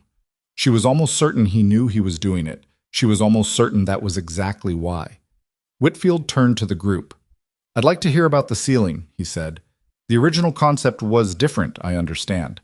Nia looked at the walnut panels overhead. She thought about the steel. She thought about the Tuesday morning phone call. She thought about 40 minutes with a pencil in a car that had turned into the truest thing in the room. "It was," she said, "and losing it was the best thing that happened to this project." The room was quiet. Every face was toward her. "Failures don't have to be hidden," she said. "Sometimes confronting them honestly is the only way to find the door to better work." The lobby held that sentence for a moment, the way good rooms hold sound, not echoing it, just letting it exist fully before it dissolved. Whitfield looked at the ceiling. He looked at the walnut panels, the geometry, the warmth that had come from necessity and landed somewhere beyond what the original plan had been capable of. He looked at Nia with the expression of a man revising something internal without announcing the revision. "Walk us through it," he said. Not a request exactly, more the sound of a door opening. Nia walked them through it. She started at the threshold, the exact point where the original building met the new intention, where the preserved entry arch of 1940s brick gave way to the refinished oak floor running its long golden lines toward the back of the space. She talked about the arch first because the arch was where every decision in the building either justified itself or didn't, and she wanted the board to understand the logic before they saw the result of it. "This arch was covered for 30 years, she said. Drywall and a suspended ceiling dropped to commercial height. When we opened it up, this is what was underneath." She put her hand on the brick, the gesture she'd made 100 times on this project, the flat palm reading of a surface that other people looked at, and she listened to. "We didn't restore it. Restoration would have meant pretending the 30 years didn't happen. We preserved it, which means acknowledging the full history, the original construction, and the alterations and the damage and the survival, all of it." Whitfield was watching her hand on the brick. She moved them through the lobby. She talked about the walnut ceiling, the crisis that produced it, without melodrama, the way a doctor describes a complication and its resolution, factually and with respect for the intelligence of the room. She talked about Giorgio's shop, about the fabrication timeline, about the decision to trust local craft over imported precision. She did not use the word sustainable or the word authentic, because both words had been used so many times by so many people in so many presentations that they had become the verbal equivalent of wallpaper, and this building deserved language that was still alive. She talked about Seoyeon Park's ceramic work in the atrium. She walked them through the archway and let them stand in front of the east wall, and she talked about the large format tiles, the handmade variation that made the surface read as something grown rather than installed, the way the terracotta and blue-green moved against each other at different hours of light. Seoyeon was standing near the far wall of the atrium, having slipped in at some point during the walkthrough. Nia hadn't invited her and didn't need to, because the artist and the space had an obvious relationship, and Seoyeon's presence was simply accurate. One of the advisors asked about the tile artist. Nia introduced Seoyeon. Seoyeon answered 2 questions about her process, with the direct economy of someone who lets the work do most of the talking and saves language for the parts the work can't cover. The advisor looked at the wall afterward with noticeably more attention than he'd been giving it, which was one of the things Nia believed about how people interact with art. Knowing the hand behind it changes the eye in front of it. She brought them back to the lobby for the installation. Imani Cross's 3-panel work occupied the south wall in a way that made the wall feel like it had always been waiting for exactly this. 3 women. 3 spaces built around other people's authority. A construction site, a corporate lobby, a kitchen before dawn. None of them performing. None of them asking permission. All of them simply, completely, occupying the space as if the question of whether they belonged had never been worth asking. The board stood in front of it. Nia did not narrate the installation. She had learned in 15 years of putting art into architectural spaces that the instinct to explain a work of visual art to people who are standing in front of it is almost always a failure of confidence. Either confidence in the art or confidence in the audience. She trusted both. She stood to the side and let the room be quiet for a moment. Whitfield broke the silence. "The woman on the left," he said. He was looking at the first panel, the construction site, the woman in work clothes and a hard hat, standing at the edge of a concrete pour with the particular posture of someone who knows exactly what she's looking at. She's not watching the pour, she's watching the foreman. "Yes," Nia said, "and he doesn't know it." "No." Whitfield looked at the panel for another moment. Then he stepped back and looked at all three together. Something shifted in his face. Not a performance of being moved, but the actual thing, which is always quieter and less symmetrical than the performed version. "Who commissioned this?" he said. "I did," Nia said. "Amani Cross. She's from the South Side. This is her largest installation to date." "I want her card," said the second advisor, a woman named Dr. Chen, who had said almost nothing during the walkthrough, and whose attention had been, Nia had noticed, the most specific in the room. "And I want to talk to you after this about the Community Center Commission." Nia looked at her. "The Douglas Park Community Center," Dr. Chen said. "The city put out an RFP last month. I'm on the selection committee. I've been looking for the right firm for 3 weeks." She looked at the installation one more time. "I think I just found it." The lobby was quiet for a beat. Adrian was standing against the north wall with his hands in his pockets, the executive in his own building posture abandoned in favor of something more like a person at a gallery, open, unhurried, the corporate architecture of his usual bearing set aside for the morning. He looked at Nia across the room. He said nothing. He didn't need to. She looked away first, back to the board, back to the work that was her work, and this building's work and the work of every hand and every decision and every 11-day crisis that had made the room what it was. The walkthrough ended in the boardroom on the 3rd floor, where the walnut table sat under the pendant array, and Chicago filled the east wall in its enormous October way, the lake visible on the clearest line of sight, gray-blue and permanent and indifferent in the way of things that outlast everything. The board sat. Nia stood at the head of the room, not the head of the table, which she left to Adrian, but the presentation position at the east wall, with Chicago behind her and the room in front of her. She had prepared remarks. She did not use them. She talked instead about what the building was trying to say, which was the only presentation she actually knew how to give, because the prepared remarks were about the project, and this was about the building, and the building had been clear on its own intentions since the day she'd crouched on the lobby floor and pulled back the carpet corner and found the original white oak underneath. She talked for 22 minutes. Nobody checked their phone. Afterward, in the corridor outside the boardroom, while the board members dispersed in the direction of their various next obligations, Dr. Chen stopped Nia and gave her a card, and they talked for 8 minutes about the Douglas Park Commission, the scope, the community engagement requirement, the timeline, the particular nature of a public project that has to answer to a neighborhood rather than a board. Nia asked 3 questions, all of them specific, none of them about money, which Dr. Chen noted and did not comment on but which registered. Nia could see it registering, in the way useful information registers in someone who knows what it means. "I'll be in touch by end of next week," Dr. Chen said. "I'll be ready," Nia said.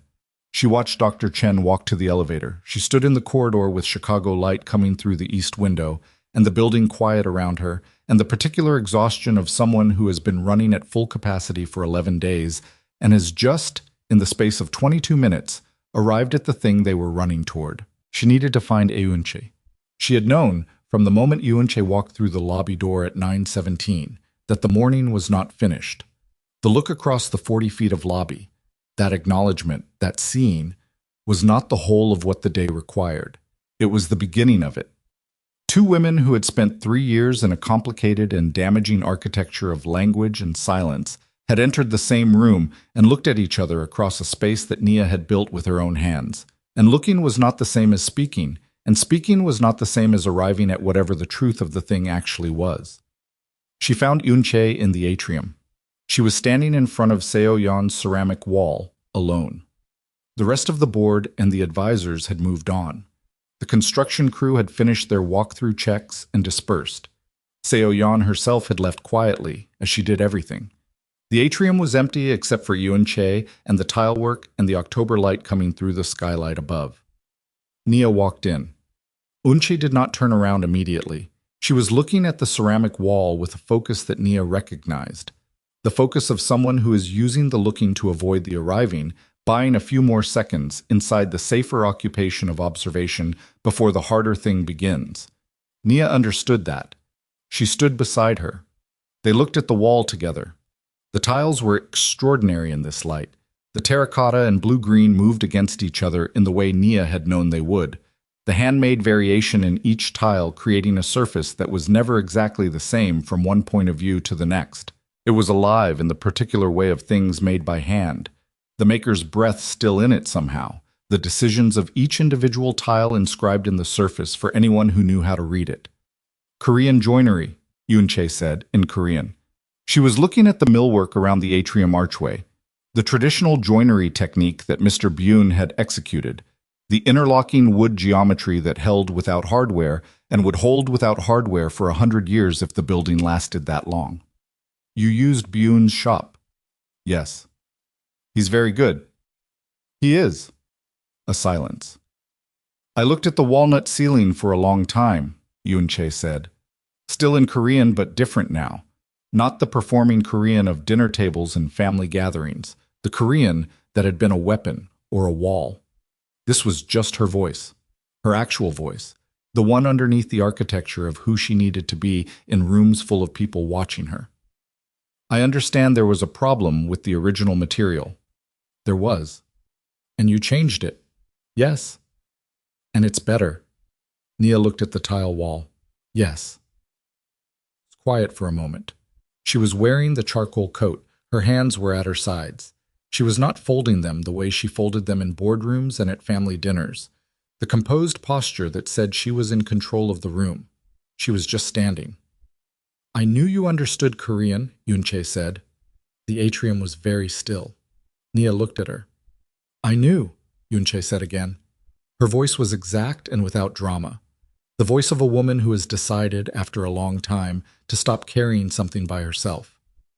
Not immediately, the second year. There was a conversation at Chuseok. Do you remember when I was talking to Kellan's aunt about the Busan property and you were in the kitchen and you reacted? Before I finished the sentence, just slightly. Your hand stopped moving. She paused. I knew then. Nia felt the information land. She let it. She thought about the second Chuseok, the Busan property conversation. She remembered it. She remembered the specific sentence because it had been about money that she and Kellan could have used for something they needed, redirected without discussion, and she had heard it and her hands had stopped moving over the cutting board for exactly 1 second before she'd continued. You knew for a year, Nia said. Yes. And you kept talking. Yes. The word landed in the space between them and stayed there. Not as accusation. Nia was not in the business of accusation, had not been for a long time. She stated it as fact, and the fact was heavy enough without adding anything to it. Yoon-chae did not look away. That was the thing Nia had to give her. Even now, even in this, she did not look away. I told myself it didn't matter, Yoon-chae said, that the situation was going to resolve in a direction that made the specifics irrelevant. I told myself I was protecting my son's future. She paused. I was protecting a version of my son's future that I had decided was correct, and I did not consider whether it was true. Kellan's future, Nia said. Yes, but not only his. A pause that was longer and different from the others. I had a version of this family in my mind that I had been building for 30 years. You didn't fit the version, and instead of asking whether the version was worth keeping, She stopped. Something moved in her face. Not tears. Not a woman who cried in front of people, and Nia did not expect that to have changed. Just the movement of a person arriving at the full shape of something they've been looking at sideways for a long time. I treated you as a problem to be managed. Nia breathed in. She breathed out. She thought about what she needed from this moment, not what was owed to her. She had stopped organizing her life around what was owed to her, because that accounting had no end and no bottom, and it kept you looking backward when the work was always forward. What she needed Yoon-chae to understand what it had cost. Not to suffer for it.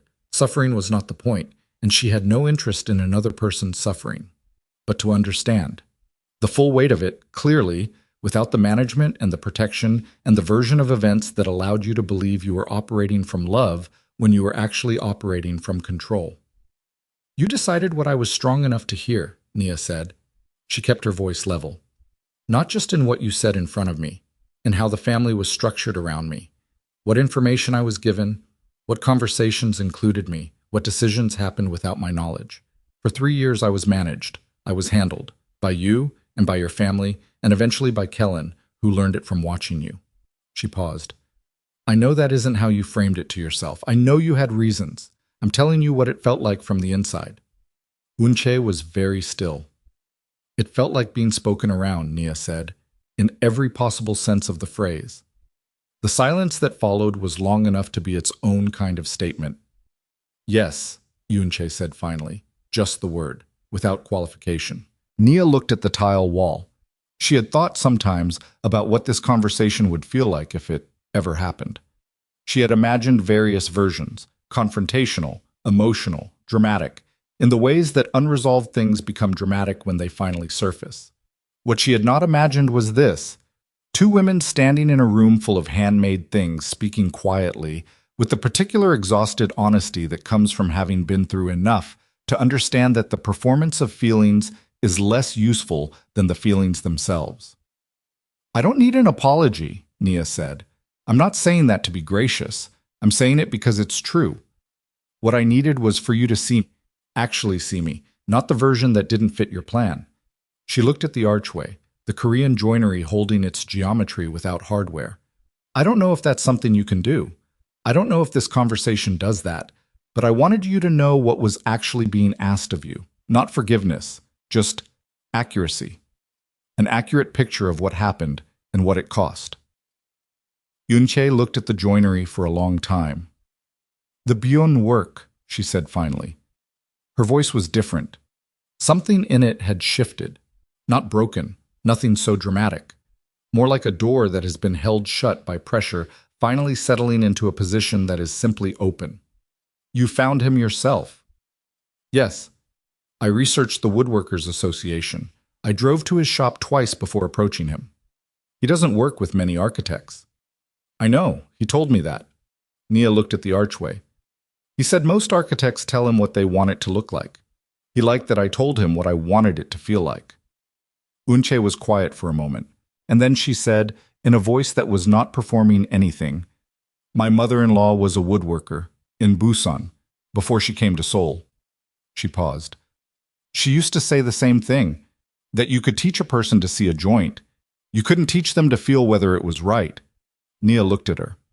This was the thing about Yunche that she had always understood on some level, even during the worst of it.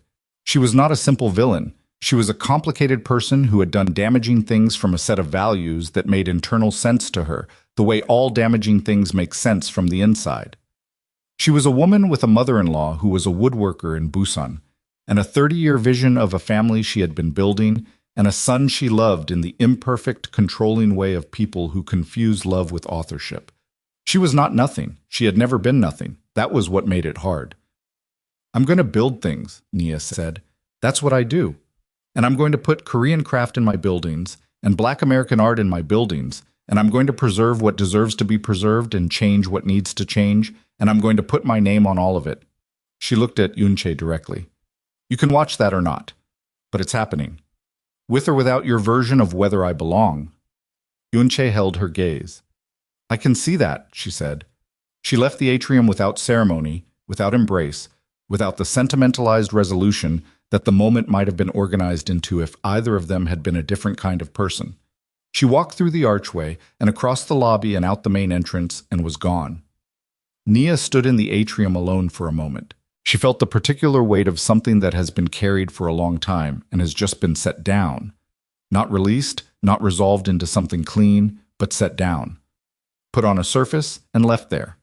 The weight was still visible. It just wasn't on her anymore. She walked back to the lobby. Adrian was there. He was standing near the installation, looking at the first panel. The woman at the construction site, watching the foreman who didn't know he was being watched. He had his jacket on now, the board meeting posture restored, but he was looking at the art with the same open quality he'd had all morning, the corporate self set aside for something more like his actual self. And she was struck again by how consistently those two things seemed to be close to the same person in his case. He heard her come in. He turned. How did it go? He said. He was not asking about the presentation. Like it needed to, she said. He nodded. He didn't ask for more. He turned back to the installation, and they stood side by side for a moment, looking at the three women in their three spaces, none of them asking permission, all of them simply occupying the room they were in, as if the question of whether they deserved it had never been the right question. "The Community Center Commission," she said. "Dr. Chen." "I heard." He looked at her. "That's a significant project." "I know." "Are you ready for it?" She thought about the question seriously, because it deserved a serious answer. She thought about Tessa, who had run the project management for the last 12 days of the most complex commission Mercer Spatial had ever undertaken, and had done it with the focused competence of someone who was finding out in real time that she was capable of more than her job description. She thought about Marcus, who had caught the lighting specification error at midnight and brought it forward without waiting to see if it would resolve, who had arrived early for 11 days without being asked, and without making a production of it. She thought about Torres and Reyes and Delgado and Giorgio and Seo Yan and Mr. Bune and Amani Cross, all the hands that had been in this building, making it what it was. She thought about herself, the woman who had packed boxes in a penthouse and leased an industrial space in the West Loop and built a practice from a second-hand drafting table and a contacts list that was almost empty. "Not yet," she said, "but I will be by the time it starts." Adrian looked at her for a moment. Something in his face had the quality of a decision being made. Not a large decision, not a dramatic one, just the kind of small, deliberate decision that changes the direction of something by a few degrees. "I'd like to have dinner," he said, "not to discuss the project, just dinner." Nia looked at the installation. She thought about a conversation over Galbi where she had told him about the Korean she had learned and kept secret and the marriage that had made her smaller, and he had listened without filling the space and refilled her water without making it a thing. She thought about the morning she had walked into his office and told him about the steel panels without softening it, and he had looked at the emergency ceiling sketch and said, "This is better," and meant it. She thought about standing in his headquarters at 1 in the morning with a flashlight, alone with a building that was becoming itself, and feeling, for the first time in longer than she could accurately measure, that the space she was in was large enough for the actual size of her. "Okay," she said. He nodded once. He didn't smile in the large way of people who have gotten something they wanted. He just nodded, and the nod was enough. And they both understood that enough was actually sufficient and didn't need to be made larger. 3 weeks later, Kellan called. She was at her drafting table, early morning, the Douglas Park Community Center drawings spread across the surface in the organized chaos of a project in its first real phase. Rough dimensions and adjacency diagrams, and a dozen preliminary sketches that were all wrong in different useful ways. The studio was quiet. Tessa didn't come in until 8. Marcus had emailed at 11 the previous night with a note about the site visit to Douglas Park that was so detailed and so competently organized that she had stared at it for a moment and thought, he's going to be running his own firm in 5 years, and had felt something that was complicated and proud in equal measure. Kellan's name on the screen was not a shock. She had been expecting it in the loose way you expect things that feel inevitable, not with anxiety, not with anticipation, just with the low awareness that it was coming and she would handle it when it arrived. She picked up. "Nia." "Kellan." He sounded the same. That was the thing about voices. They carry the person more accurately than photographs, more accurately than memory. And his voice was exactly the voice she had known for 4 years. The particular register of a man who had learned early that the world responded to authority and had spent decades perfecting its delivery. She knew every variation of it. She knew the version he used with his legal team, and the version he used at family dinner, and the version he used when he was trying to tell her something difficult and wrapping the difficulty in the cadence of control. This was none of those versions. This was just him. Whatever was left when the authority and the delivery and the carefully maintained architecture of Kellan Seo were put down for a moment. "I saw the Meridian coverage," he said. "The photographs." "Okay." "The lobby." He paused. "It's extraordinary." "Thank you." A silence. Not uncomfortable exactly, more the silence of someone organizing what they actually need to say out of the larger mass of what they could say. "I've been trying to figure out how to make this call for a month," he said. "I know." "You know." "I know you, Kellan." I always did. She was not unkind when she said it, just accurate. Take your time. He took a breath. She heard it, the specific breath of a person who has rehearsed something and has decided at the last moment to set the rehearsal aside and simply be in the thing without the protection of preparation. I watched you get smaller, he said, for 3 years. I watched my family speak around you and over you, and I told myself you were fine, that you were adapting, that the situation was temporary. I told myself 100 versions of that story, and every version was designed to let me avoid the cost of doing something different. He paused. I let my mother know things about our marriage that you didn't know she knew. I let her make decisions about your settlement before you'd even been told the marriage was ending. I let everything I should have stood up for become a problem I was managing instead of a person I was responsible to. Nia held the phone. She looked at her drafting table, the Douglas Park drawings, the rough dimensions, the dozen wrong preliminary sketches that were going to teach her what the right ones needed to be. I'm not telling you this to ask for anything, Kellan said. I know that's not how this works anymore. I know you've built something that has nothing to do with me and nothing to do with my family, and He stopped. I'm glad. I didn't know if I was capable of being glad about it, but I am. Kellan, she said, yeah, I hear you. She said it the way it was true, saw it not as absolution and not as rejection, but as reception. She had heard him. The words existed in the world now, had been spoken and received, and that was a real thing. It was not reconciliation, and it was not erasure, and it was not the beginning of something. It was a man taking responsibility for what he had done, and a woman receiving that responsibility without deciding what it meant beyond what it was. Are you happy? He said. She looked around the studio, the drafting table with its organized chaos, the community center drawings, the framed photograph on the far wall that Marcus had put there without asking, a photograph of the completed Meridian lobby, taken by a photographer Nia had hired on the opening day, the walnut ceiling glowing above the original oak floor with morning light coming through the high windows, and the Amani Cross installation occupying the south wall with its 3 women who were simply there. She thought about Tessa pulling up documents at 6:40 in the morning. She thought about Marcus catching the lighting specification at midnight and bringing it forward. She thought about Giorgio in his Bridgeport shop, sending her daily photographs of the walnut panels becoming themselves. She thought about dinner in a Korean barbecue restaurant and a man correcting his heat timing without argument. She thought about standing in the completed atrium at 1 in the morning with a flashlight, alone with 40,000 square feet that she had made honest. Yes, she said. A pause. Good, Kellan said. And she heard in the single word the full complicated weight of a person who has understood something too late to use it and has decided that understanding it anyway was still worth more than not understanding it. Not peace exactly. Something more real than peace. They said goodbye. She set the phone down. She sat at her drafting table for a moment in the quiet morning studio, with the Douglas Park drawings in front of her and Chicago beginning its day outside the front windows. The freight elevator somewhere in the building below. The distant sound of the city finding its rhythm. The light changing by degrees from early gray toward the particular quality of morning that made everything look like it was just becoming itself. Then she picked up her pencil. That evening, Adrian burned dinner.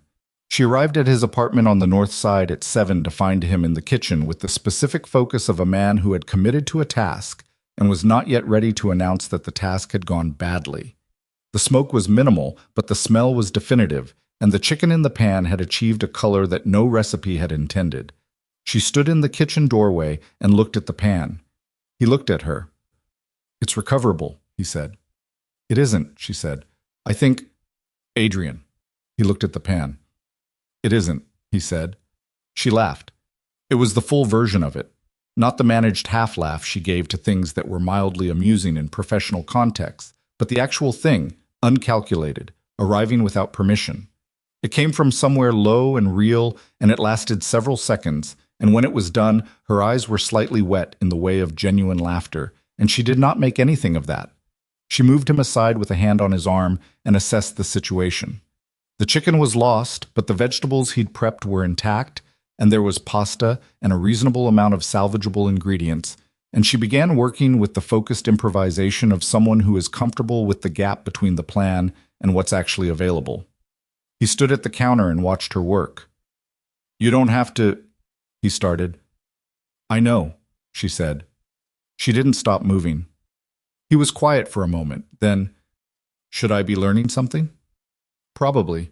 She adjusted the heat. But not tonight. He poured wine. He set the table.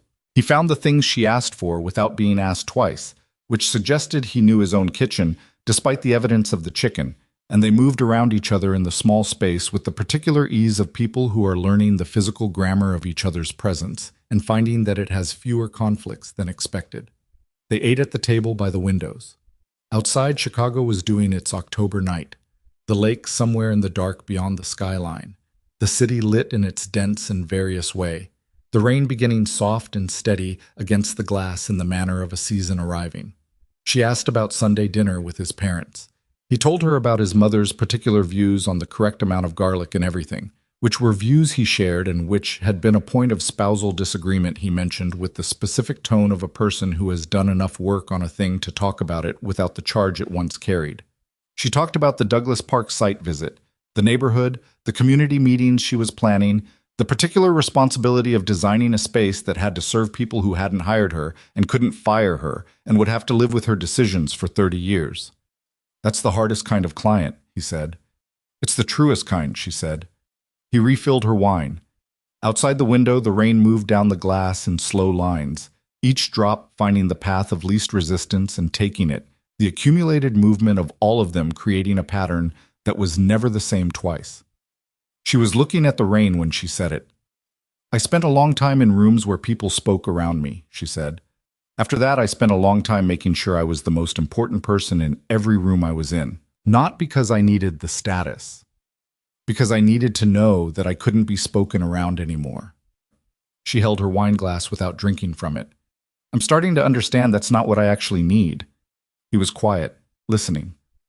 What I actually need, she said, is to be in a room where the other people in it want me to take up the full amount of space I actually take up.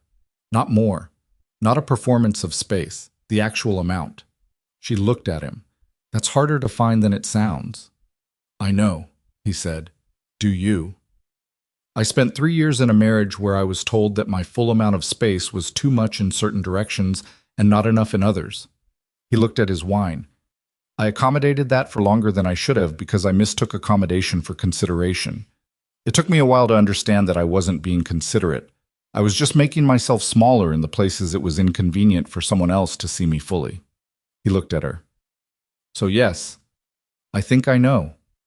She looked at him for a moment. The length of time it takes to receive something that has been said accurately and let it be received rather than immediately moved past. Okay, she said. She went to the window. She had stood at windows before.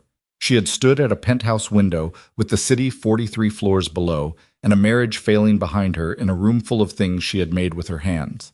She had stood at her studio window in the early months with a second-hand drafting table and an almost empty contacts list and the specific loneliness of someone building something that doesn't exist yet. She had stood at windows in buildings she was making, reading light and shadow and the city's particular quality at different hours. This window was different, not better in the sentimental way, just different in the specific way. A different city from this angle, a different light, the rain on the glass making its slow, undirected pattern. Behind her, she could hear him moving the dishes to the sink with the ordinary sound of domestic life, the particular sound of a person who exists in this space and is not performing existing in it. She thought about the Aldrich Hotel, where she had preserved everything that deserved to be preserved and changed everything that needed to change, and had been specific and honest in every decision. She thought about the Meridian lobby at 1 a.m, alive with everything that had gone into it. She thought about the Douglas Park drawings on her drafting table, wrong in 12 different useful ways, waiting to teach her what right needed to be. She thought about her name on the studio door.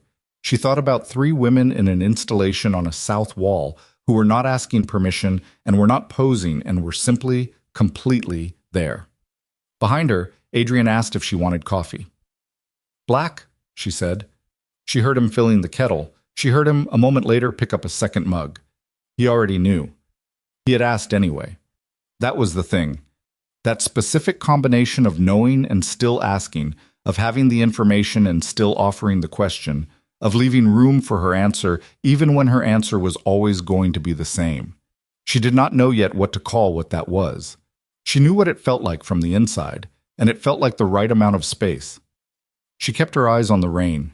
The city went on below her, enormous and indifferent and full of buildings that had survived their own histories, been altered and preserved and damaged and rebuilt, been covered over and uncovered again, been made honest or made dishonest by the hands that worked them. Every building was a record of every decision that had been made about it, and the truest ones were the ones that let you read that record, that didn't paper over the evidence of time, that said, this is what this place has been, and this is what we decided to make of it, and the two things together are what it is now. Nia Mercer had spent 3 years being papered over. She had spent 1 year pulling the paper back. She had spent 11 days making something out of what she found underneath. Behind her was a man setting 2 cups on a counter. Across the city was a studio with her name on the door.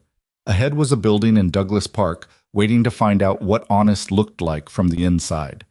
She watched the rain find its way down the glass. For the first time in longer than she could accurately measure, she was not waiting for the room to show her how much space she was allowed. She already knew. She took up exactly as much as she needed, and it was enough.